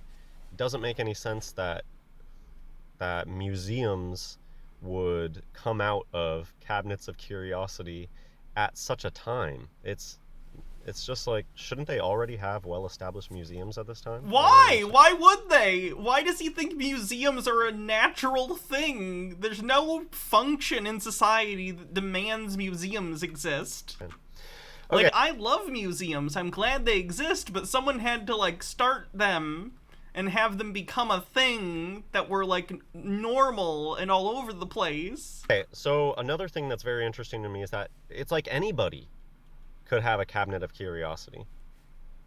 In addition to the most famous and best documented cabinets of rulers and aristocrats, I mean, they're the ones who inherited the most fancy castles, so they had basements full of stuff. Members of the merchant class and early practitioners of science in Europe formed collections that were precursors to museums. So this reminds me of when I was talking about in my last video on this topic about how some dude would walk up to the university and be like, yeah, I'm the chemistry professor, and then go in the basement. So that the early practitioners of science, the people who started the reset, claiming themselves to be the biggest science guys, had a lot of stuff to show off. And yeah, just in my opinion, there's no way that, like, where do they get all this stuff? Where's it coming from? And I'm offering a potential solution. Where do things in museums come from? I guess it depends on the museum. If it's a museum of natural history, you're going to get more specimens of, like, you know, animals and plants and stuff. If you're like a museum of aerospace, it's going to be stuff that was produced by the military or Boeing. Like, what do you mean, where does stuff in museums come from? Wherever it says it is. What does that even mean? Is he unfamiliar with anthropology or archaeology or literally any field? Farquad, thanks for 14 months. Solution to that. There was just a reset, and these people the cities were totally empty, and the populations were tiny, and it was a free-for-all. That was the real Wild West. I mean, you know why they call it the Wild West? Because they knew, and this is actually one of the biggest reasons why, like, the appeal of America is people could come over here and have land. And the whole Wild West thing, they knew that it was a... If you were a white Protestant man, of course. Wild West. That San Francisco had giant buildings sitting there, waiting to be discovered and looted. No, it didn't. He thinks San Francisco existed. He thinks, like, Lewis and Clark could have found San Francisco sitting there waiting for people. Sorry, there's a bug flying around. And there were old buildings all over the West Coast that people were still able to go out and then say, oh, I built that. So that's what the Wild West... this was like the Wild West, but in Europe. The Victorian era was like the Wild West, but set in European giant cities that are really... What a weird statement! Empty and dark. Got the gnarly whale. So yeah, I think that this stuff, I don't think that they made it. I think that they were just showing off their most impressive antiques. I don't think that the wretched people living in filth in what they tell us, the Victorian era, I don't think that horse and buggy people were... Horse and buggy people! Jesus Christ.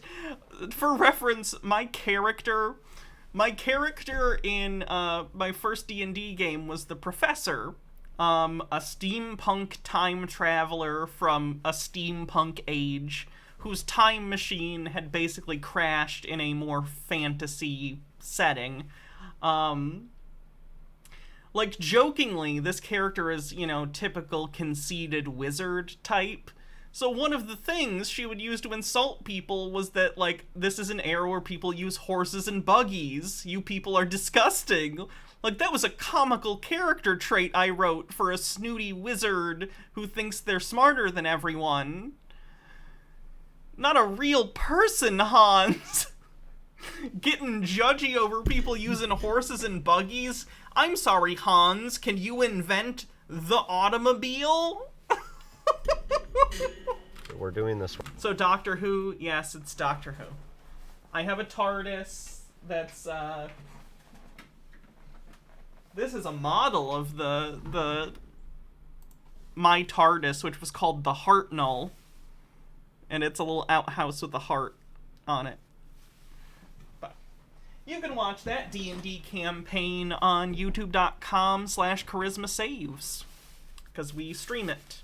We're on season 2 now, and it's a completely different cast of characters. It's like a new story in the same world, but if you want to watch the Professor stuff, it's fun. Sort of thing.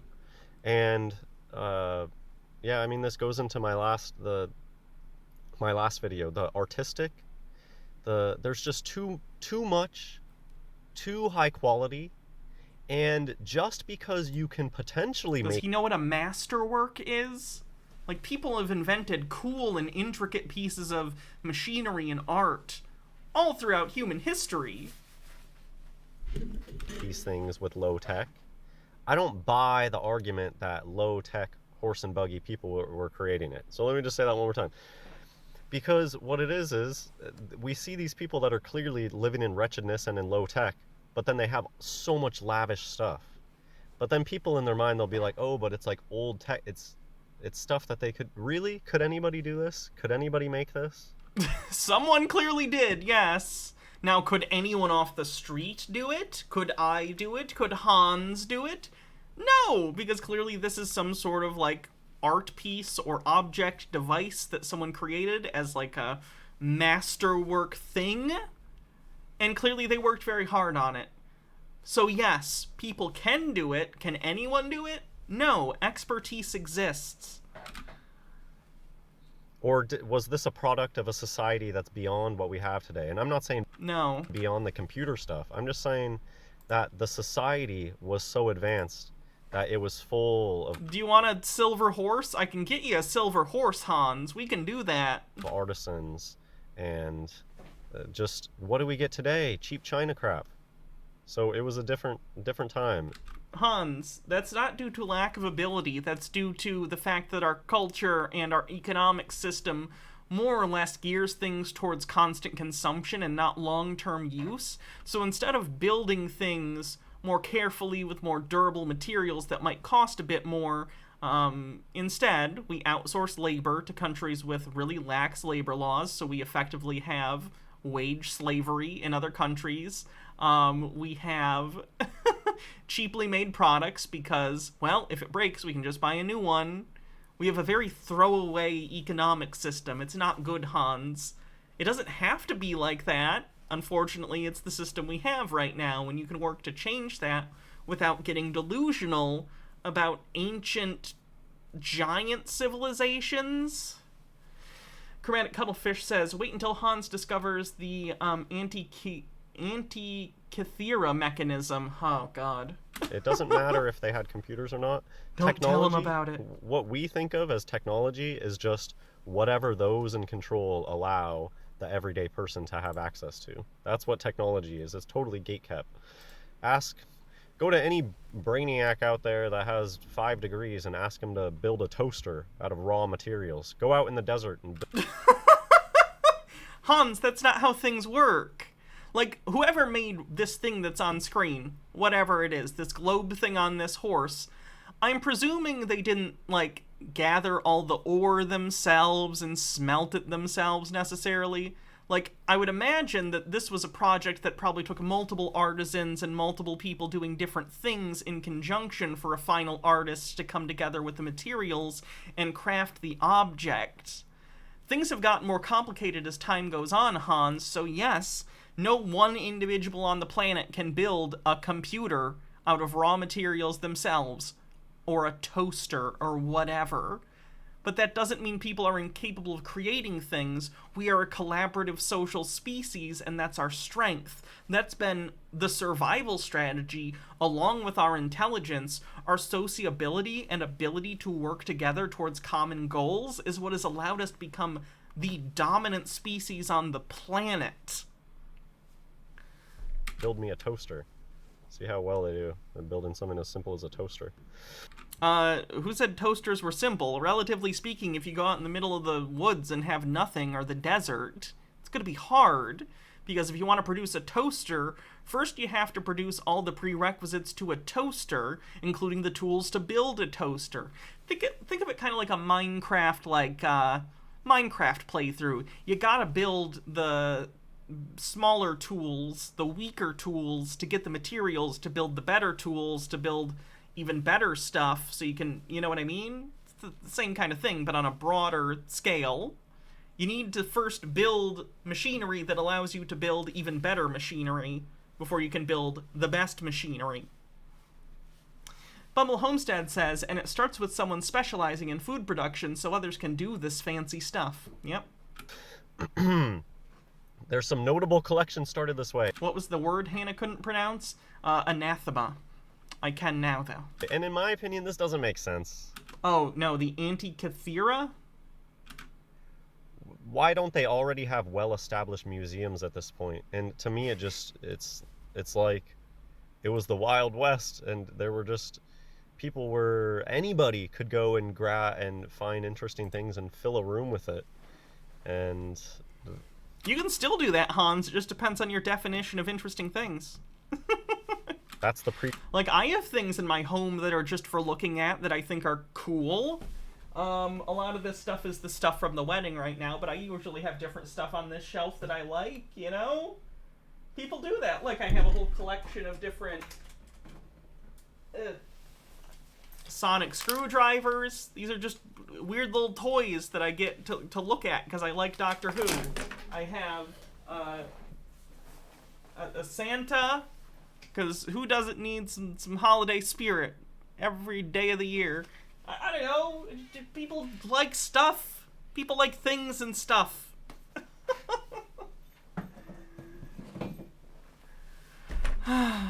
Precursor to museums, because history was just restarting at that point.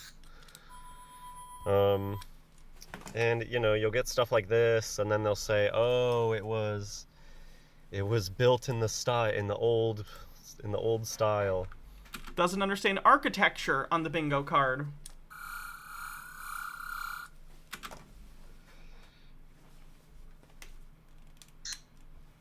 And then they give stuff like this. I've gotten comments like this. Oh, but they have, because when you go and look for construction photos, they'll tell you that these things were built in eras where photography existed.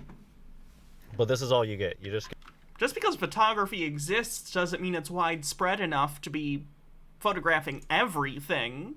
Like, there's a period where, like, television existed, but most people didn't have televisions. Just because photography exists somewhere doesn't mean there's enough photography equipment, much less people skilled and trained to use that equipment, that they can just photograph every building project that's ongoing at the time. Get one little drawing like this. This isn't proof of anything. This isn't proof. Weird vibrator? No. This... I actually like this screwdriver in theory, but it looks a little weird. Jodie Whittaker's sonic screwdriver is the one that looks most like a sex toy. It spins, too. See?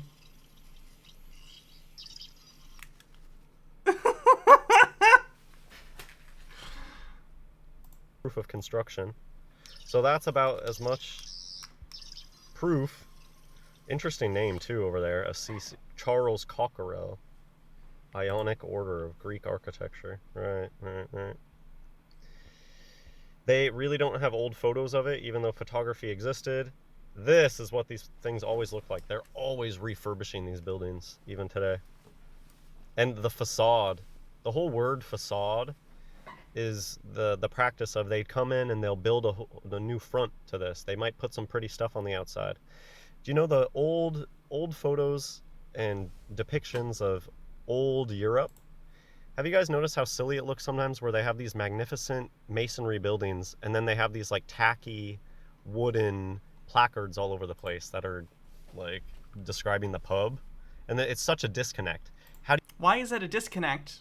Buildings are supposed to last, at least at that period of time. Again, there's some sort of difference between materials now and then, and depending on what you're building. But if you're building a big, governmental or religious building, you want it to last a long time and project power for the state or for the church or whatever. You're going to want it to be made out of impressive, long-lasting material. But if you need signs, you might need to change the signs sometimes, so you make them out of wood. It's cheaper.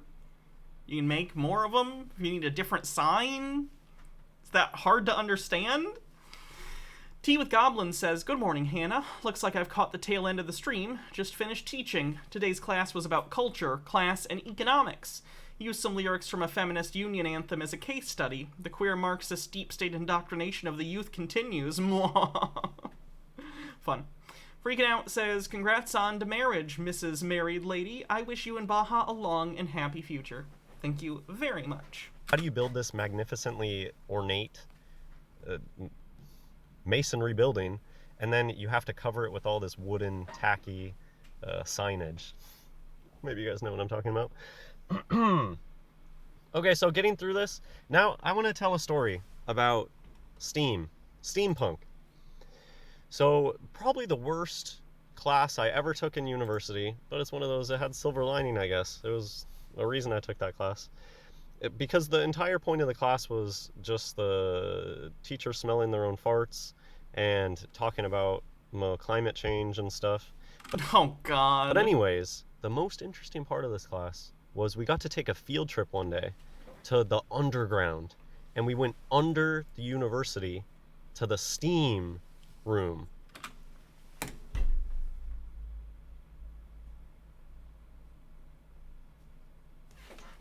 And the teacher was talking about how, yeah, nobody, you wouldn't even know what's underneath your feet. And we have the boiler rooms here, and this gives the power to the whole university and heating. And Chromatic Cuttlefish says, Hans took a class? Doubt. It was amazing at the time. And now I'm wondering if I know where Hans went to college, because there's a university in Michigan where a student, unfortunately, some time ago, died in the steam tunnels. So I'm wondering if that's the college he went to? Strange. Like, wow. Okay, why are we down? I didn't know that this was here, and it was right under your feet. So yeah, no, I did not go to Harvard. I'm just picking this to show you an example. Universities have steam power. Not every university, Hans. Steampunk. Steam. Lots of colleges have steam tunnels. Okay. There were all sorts. Good. I was afraid he was in Michigan for a second. So this is a big topic that I haven't even looked at pictures, because see, when this topic just opens up so many avenues for research that can just go on for hours and hours and hours. So a really cool topic is cast iron machinery and cast iron like steam machinery, and just this kind of goes back to what I was talking about, the art, where people are like, oh, well, it's simple, it's metalwork, it's not a computer, so therefore it has to be simple. Just because something is made out of steam technology doesn't mean that it's less advanced than a computer. A big thing that whatever empire created all of these magnificent buildings, they were obsessed with longevity, with building things to last. And you can see that today's society is the opposite of that. So you can't even compare the two. Because...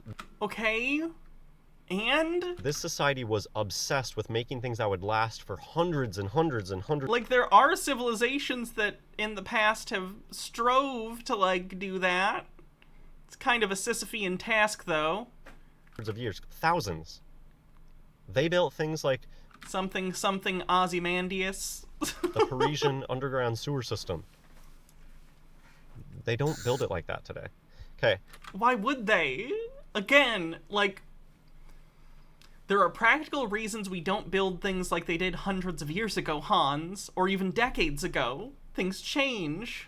So, and they built these things to run off of steam, which is very interesting. So it does appear like Tartaria or whatever.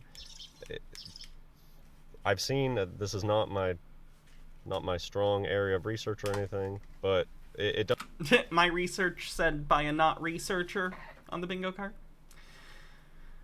First name bunch of numbers says survivorship bias, though. They could have built tons of stuff that didn't last, and we're not seeing any of it because it didn't last. We only seeing the things that were built to last. Yeah. It does seem like Tartaria was doing crazy things with atmospheric electricity, and possibly also pneumatics.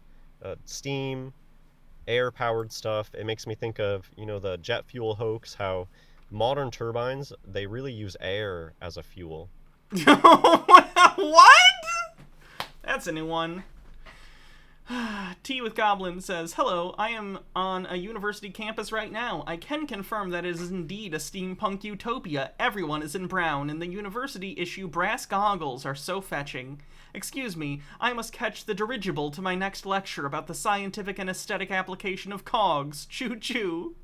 Anyways, steam. Nah, I wouldn't call it predictive programming. Because that's not predictive. That's like saying something that used to exist is hidden in plain sight. Major university is probably run on Steam, and the Steam network has probably always been there, older than the modern university buildings themselves, and a remnant of a times past where there was an advanced society that used Steam technology. Harvard's Blackstone, even that name sounds so evil. Harvard's Blackstone steam plant supply. Yes, the classic evidence of, I don't know, it just sounds evil. If someone had felt that out on Doctor Doom, I think, honestly, the Marvel Universe would have been better off. I don't know, your last name is Doom? Victor Von Doom? Just kind of sounds evil. Supplies the university's central distribution. The plant's 4 boilers operate on natural gas, blah, blah, blah. Okay. Here's the boiler room scary sign. Danger! Asbestos, cancer, and lung disease hazard. Anyone who's worked in a really old university, they know about the asbestos thing. Okay, they legally have to say that. They legally have to. Yep, asbestos is a big problem. Yeah, because it was this wonder material that's like non-flammable or whatever, and then it turns out it'll give you the mesothelioma and other issues. Raven says, black is beautiful. Also, I think it's funny that I have a story about in academia. They have so many of these old world buildings, and I remember at the time it seemed weird, but the professors were very against retrofitting. You know how they're always going into these old buildings and like, oh, earthquake awareness, we want to retrofit the building. I just thought it was interesting that the professors where I worked, they were all heavily against it. They were like, we don't care, don't retrofit it, leave the building the way that it is. And now that I know what I know, They probably just, for some reason, at whatever university this was, felt the building was historic and therefore they shouldn't be altering it. I don't know what alterations he's even talking about. He's saying for, like, earthquakes or something, but I don't know if they would have had to, like, take out some original stuff for that. You would think people in academia would be like, oh, of course. Guessing not Michigan, considering an earthquake was mentioned, and it hasn't been an earthquake in Michigan in, like, a decade. Of course. And it was very tiny. The scientific, smart thing to do is retrofit the building. Why did they all say don't retrofit it? Okay. Why an underground story, why Harvard heating runs hot and cold. I picked this article because read the very beginning. Over blah blah blah. But very few students actually know how Harvard buildings are heated, or in very rare cases, cooled. Yeah, you can cool with steam in weird way. The advanced technology to run everything off of steam. Very smart, clean technology too. See, that's the thing where, what about steam power is low tech to you? Steam seems like a brilliant way to run things. It's water and clean. Hans, in order to get steam, you need to heat water, and in order to heat water, you need, like, a fire or some other heat source, which needs to be powered by something. That power source, in a lot of cases, is something like coal, or maybe natural gas, which is a little better, and ideally it would be renewables, but it probably isn't. Steam isn't just the power source. Steam is a means in this system of moving energy around, basically. Bittergrin says, I was so disappointed when I learned that nuclear reactors are just giant steam engines. Pneumatic. This whole topic, steam power, steampunk, pneumatic, is a big meme in the novel Brave New World. I'll just leave it there. Brave New World also mentions Freemasons. Steam is high tech. Yeah, so I think I wish I had some Soma. Sort of started mentioning it earlier in this video, but I got sidetracked.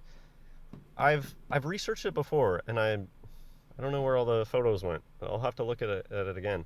Steam generators and just like heavy machinery made out of cast iron that are steam powered. There used to be so much of that stuff, and it eventually just breaks down and people get rid of it. And that is really high tech. Something I was going to mention, seems totally random, but sometimes on YouTube I'll watch these candy making videos, and it always amazes me when they bust out these really old cast iron candy making machines that it looks like, dang, that thing's been around for 200 years and it's still working. There's nothing low tech about that.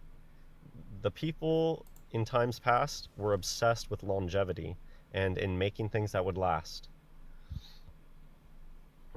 Okay, I guess this is just another random thing.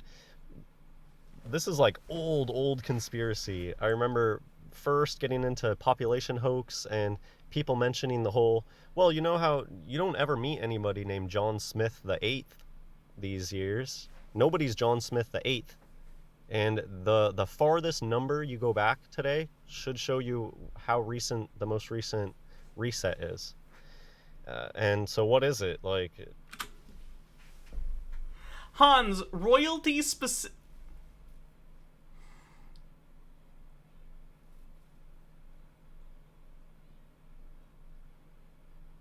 Hans, royalty very specifically keeps the numbering going, so there's a sense of continuity. Very few people in non-royalty have ever been anything the 8th. Like, in the book and movie Holes, it's basically a joke that Stanley is named Stanley Yilnats the 5th. The fact that he is, like, the 5th in his family be named that is a joke, because usually that naming convention doesn't go that far. Generally. I'm sure there's some outlier somewhere where someone's like the 15th or 20th or something. Not common. Not a thing. And Henry VIII was named that because he was the king.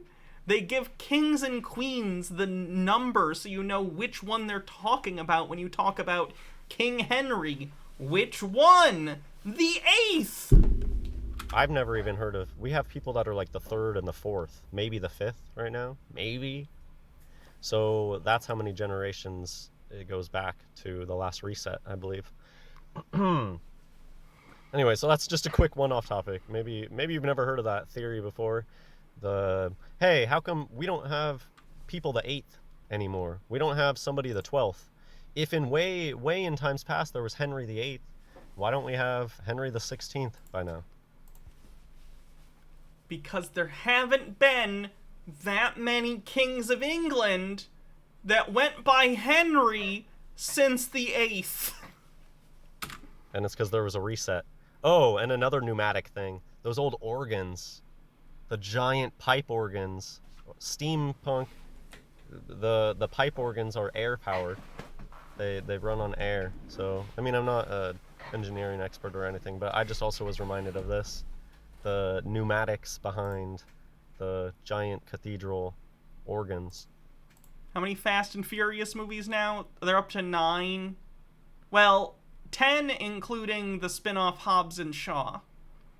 But in the mainline series, they've done 9. They're working on number 10. Alright, I hope you enjoyed this secondary video on... I know that, and I've never seen a Fast and Furious movie.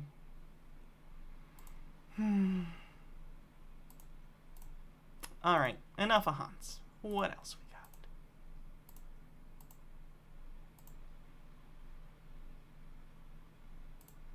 About...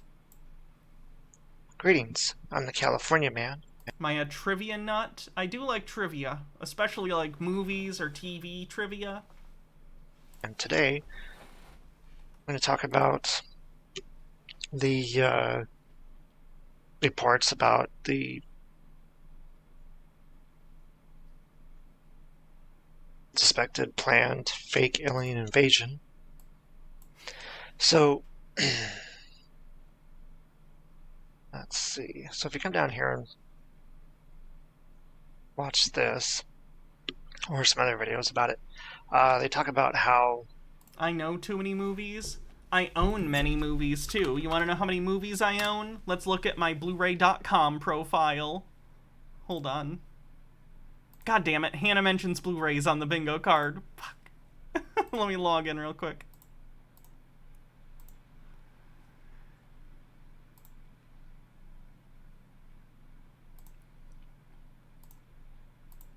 Let's see, I have 1,071 movies in my Blu-ray collection. And by movies, it means movies and TV series. Good shit. Anyway, sorry, back to the thing we were watching. Like right here, about how... Do they have to be Blu-ray? No, I have DVDs of some stuff. It's just an index. It just has all my, like, stuff. You can put DVDs and stuff on there. In the 1990s... Like, let me see. I can look at just my DVDs. I own 130 TV seasons and 18 movies on DVD. So most of my collection is Blu-ray, then 4K, then DVD.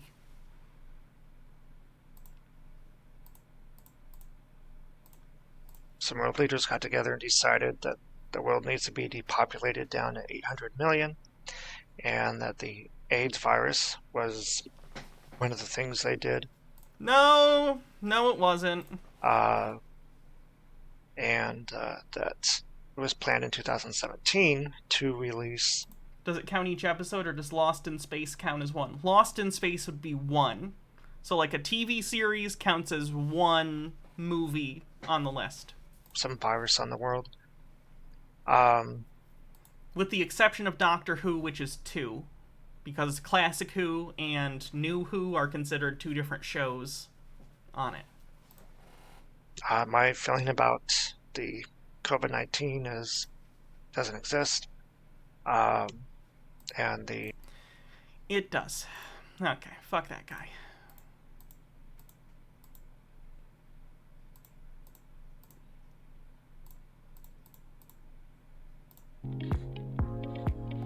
Well, good morning, and thanks for tuning in to another day that the Lord has made. And I'm happy.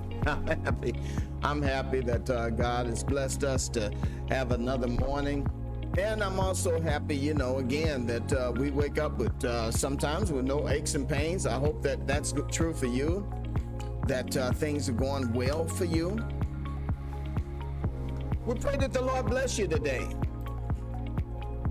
It is raining outside here in Oklahoma, about 7:04 a.m. in the morning, and we are looking at Monday.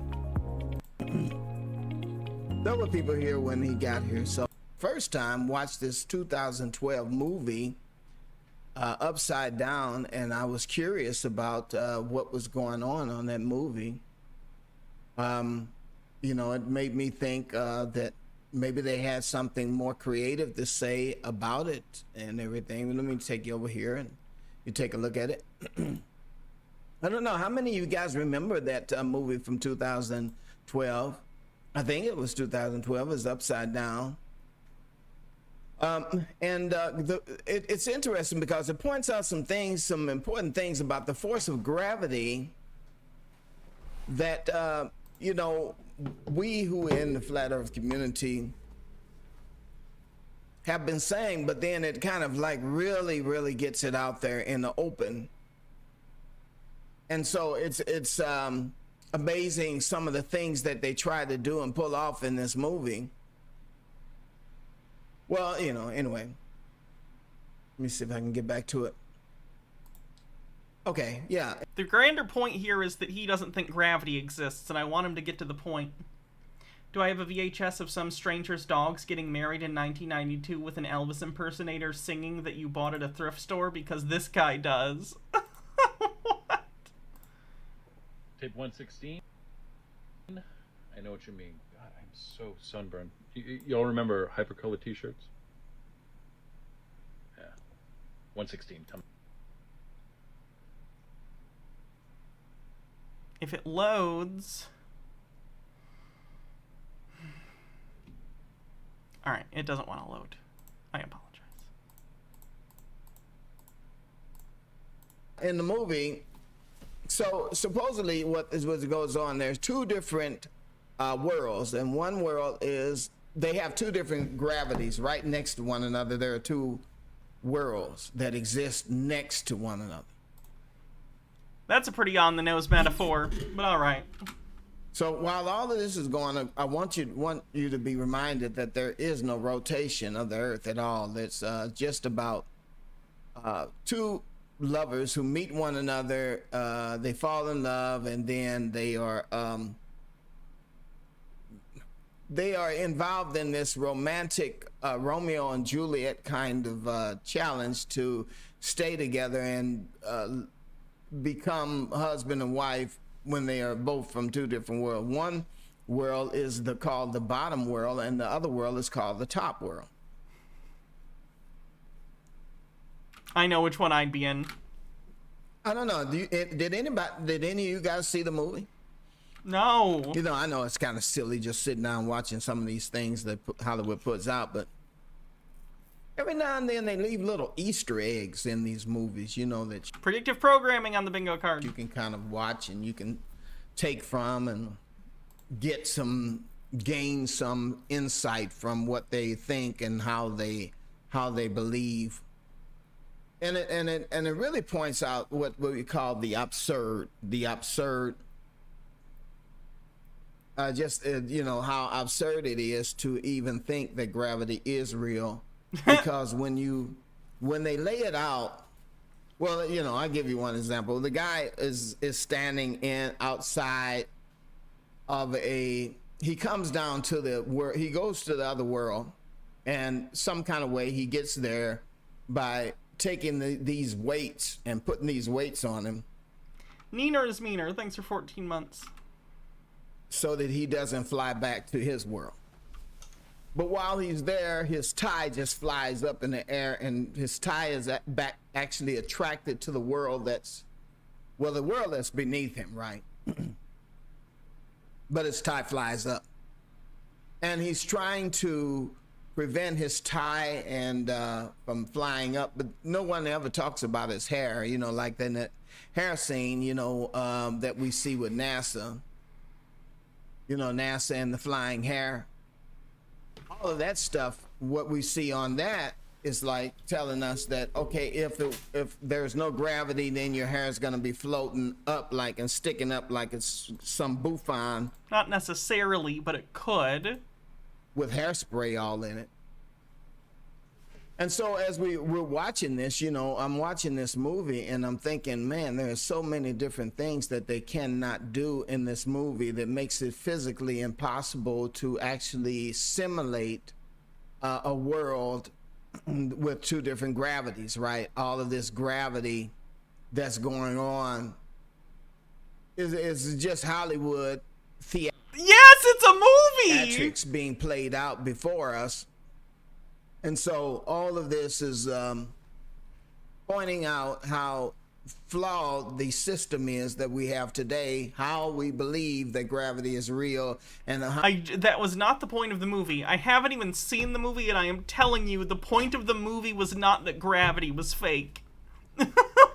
I assume it's a thinly veiled metaphor for, like, classism and multi-tiered societies. How many problems it is with people being on a round ball, being pulled and attracted back to gravity, you know. You missed the entire point of the movie. So, anyway, I know it's not really biblical, but it does kind of point out some things here.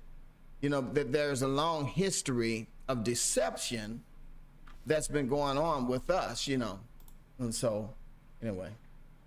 Good morning to you guys out there. Ohio pastor's wife, Bonita, thank God for you. And then also wonderful moderator. And there's Sam Gilman. And Justine, good morning. How are you doing? And let's see, we got at least 3 moderators up this morning. And there's Setsuna there, and how about that? And then Mr. Mooney. Mr. Mooney, do you have Monet? Also, special thanks for... God, this guy is so boring. He has interesting things to say, but he says it in the least charismatic way possible. Makes it hard to get through. I had a dream about this boy, and he had big eyes. He had high cheekbones, bright smile, and he looked like in his 20s. I'm sorry, what, sir? One day I had a dream about this boy, and he had big eyes. He had high cheekbones, bright smile, and he looked like in his 20s. Looks like a default Bethesda Nord character.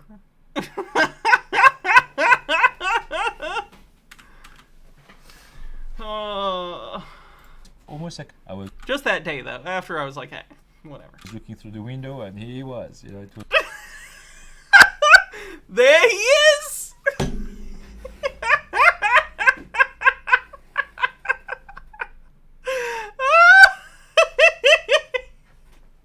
It's him.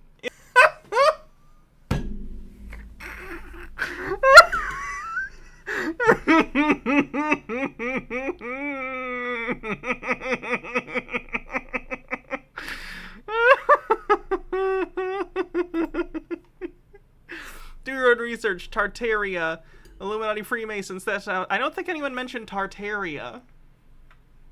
Mudflood was mentioned, but Tartaria wasn't mentioned by name.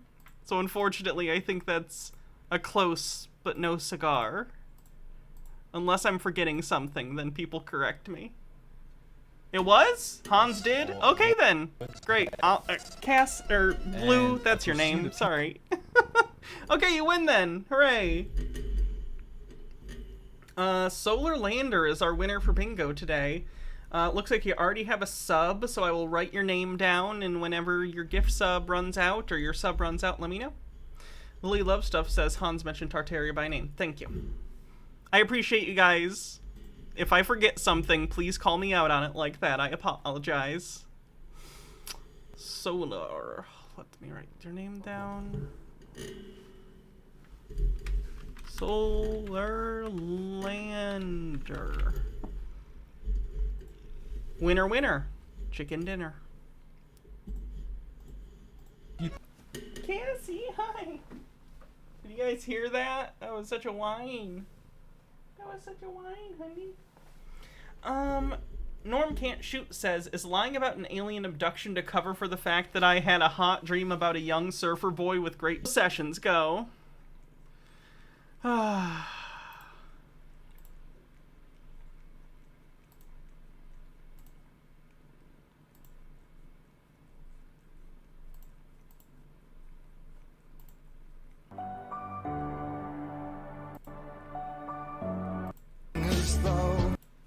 Think about everyone. They're trying to turn everyone into robots, Lucy. Well,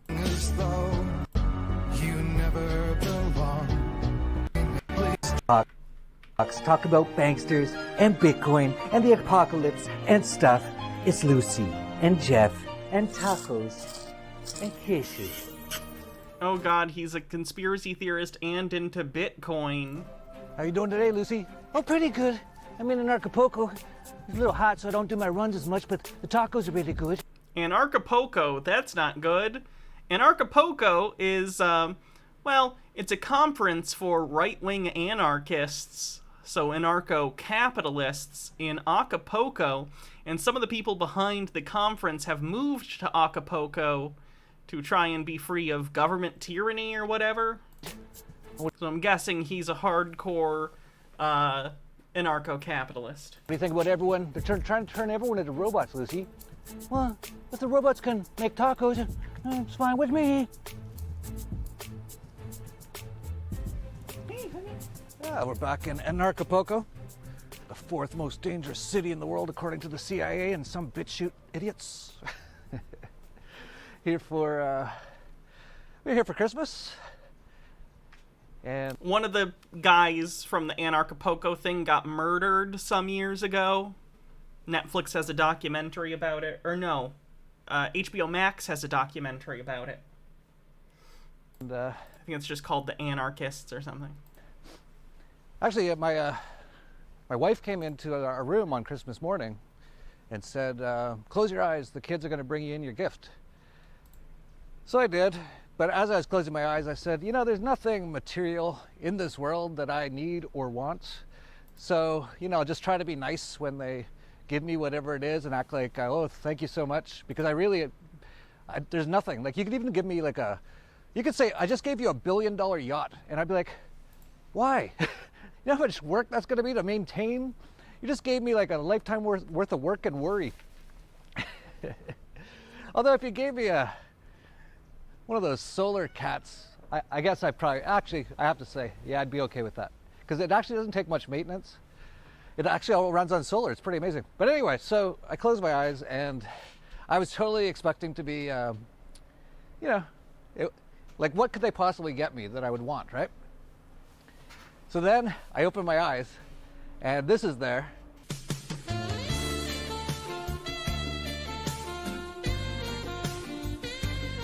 Yeah, his name's Lucky. And he was my Christmas present. And within about 2 seconds, I was so happy. Hey, Cassie. Yeah, we got another Chihuahua, Lucy. Yeah, see, you got like 4. You got 4 new Chihuahuas. When are you going to stop? We got too many Chihuahuas. Bruce Lee's already pissed off. Yeah, that was the wrong song to play over the puppy. Well, we didn't get 4, but it was my wife's brother. Cass and Lou on the desk. Who bought 4 puppies. And it looks like he's going to keep 3, and 1's for me. But he stays with us a lot, so it's kind of like Max was like adding up all the dogs the other day. He's like, I think you have 17 dogs now. And I was like, I think that's too many. At least until we get the ranch. Which hopefully will be done in time for the zombie that can count as bad parenting, sure. Apocalypse. And we're going to get into all that. Like, we're headed towards basically zombie apocalypse here. I never would have believed it was true unless I was seeing it with my own eyes. But, you know, it is nice to be here in Acapulco, especially considering where I'm from. Edmonton, Canada. Guess that global warming just isn't working out, is it, Lucy? Don't get me started on her. Greta! How dare you? It's amazing, too, how many Canadians just totally want more carbon taxes because they're so worried about global warming. It's just like everything we see today, right? Like, can't you see it's not, like, getting too hot or anything? Well, that's why they changed it to climate. We're breaking global temperature records every single year. What are you talking about? Climate change, of course. It's so easy to fool most people. So now they'll go, oh, yeah, it was just, you know, it was minus 55. Yeah, it's because of climate change. It's like, no, I remember it being minus 55 when I lived there. Every winter. But, and then same with the vaccines. Oh, man, the vaccines are even funnier. The more... All right, fuck this guy. I'm getting so sick of listening to anti-vaxxer pieces of shit. You just have no idea.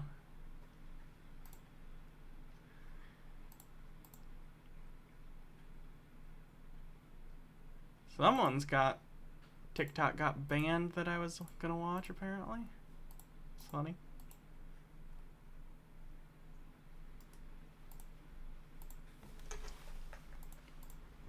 Who's this Thunder Wizard guy? I don't remember. Oh, yeah. I remember. Oh, he did stuff on reptilians, I think. And shamanism.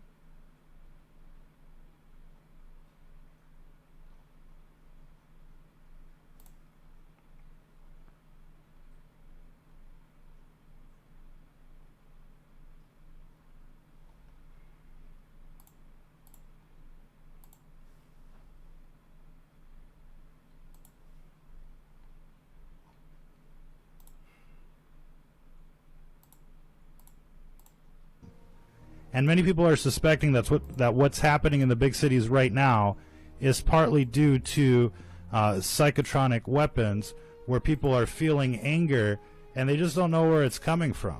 We are probably one of the last generations of Homo sapiens, because in the coming generations we will learn how to engineer bodies and brains and minds. Now, how exactly will the future masters of the planet look like? Hydrate.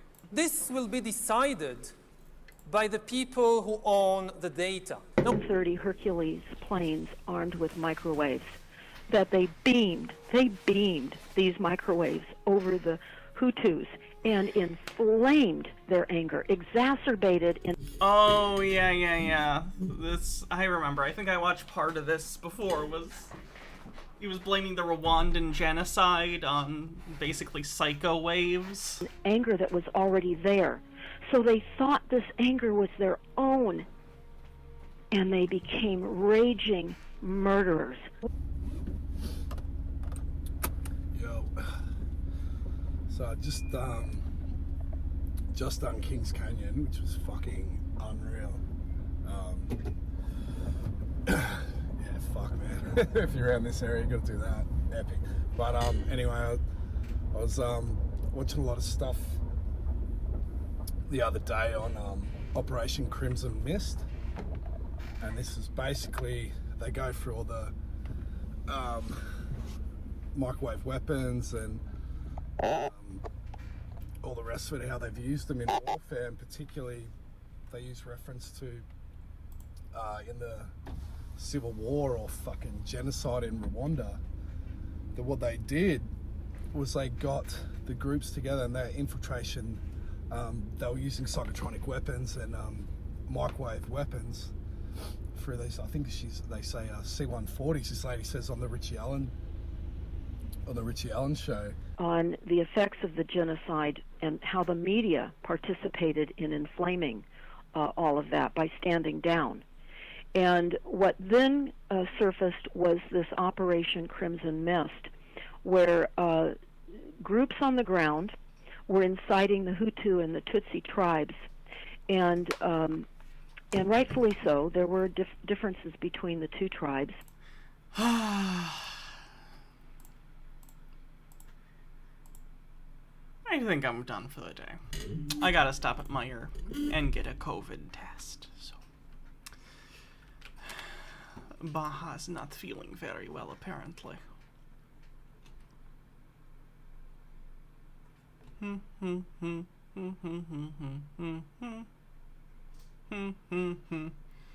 Who we gonna raid? Dun dun.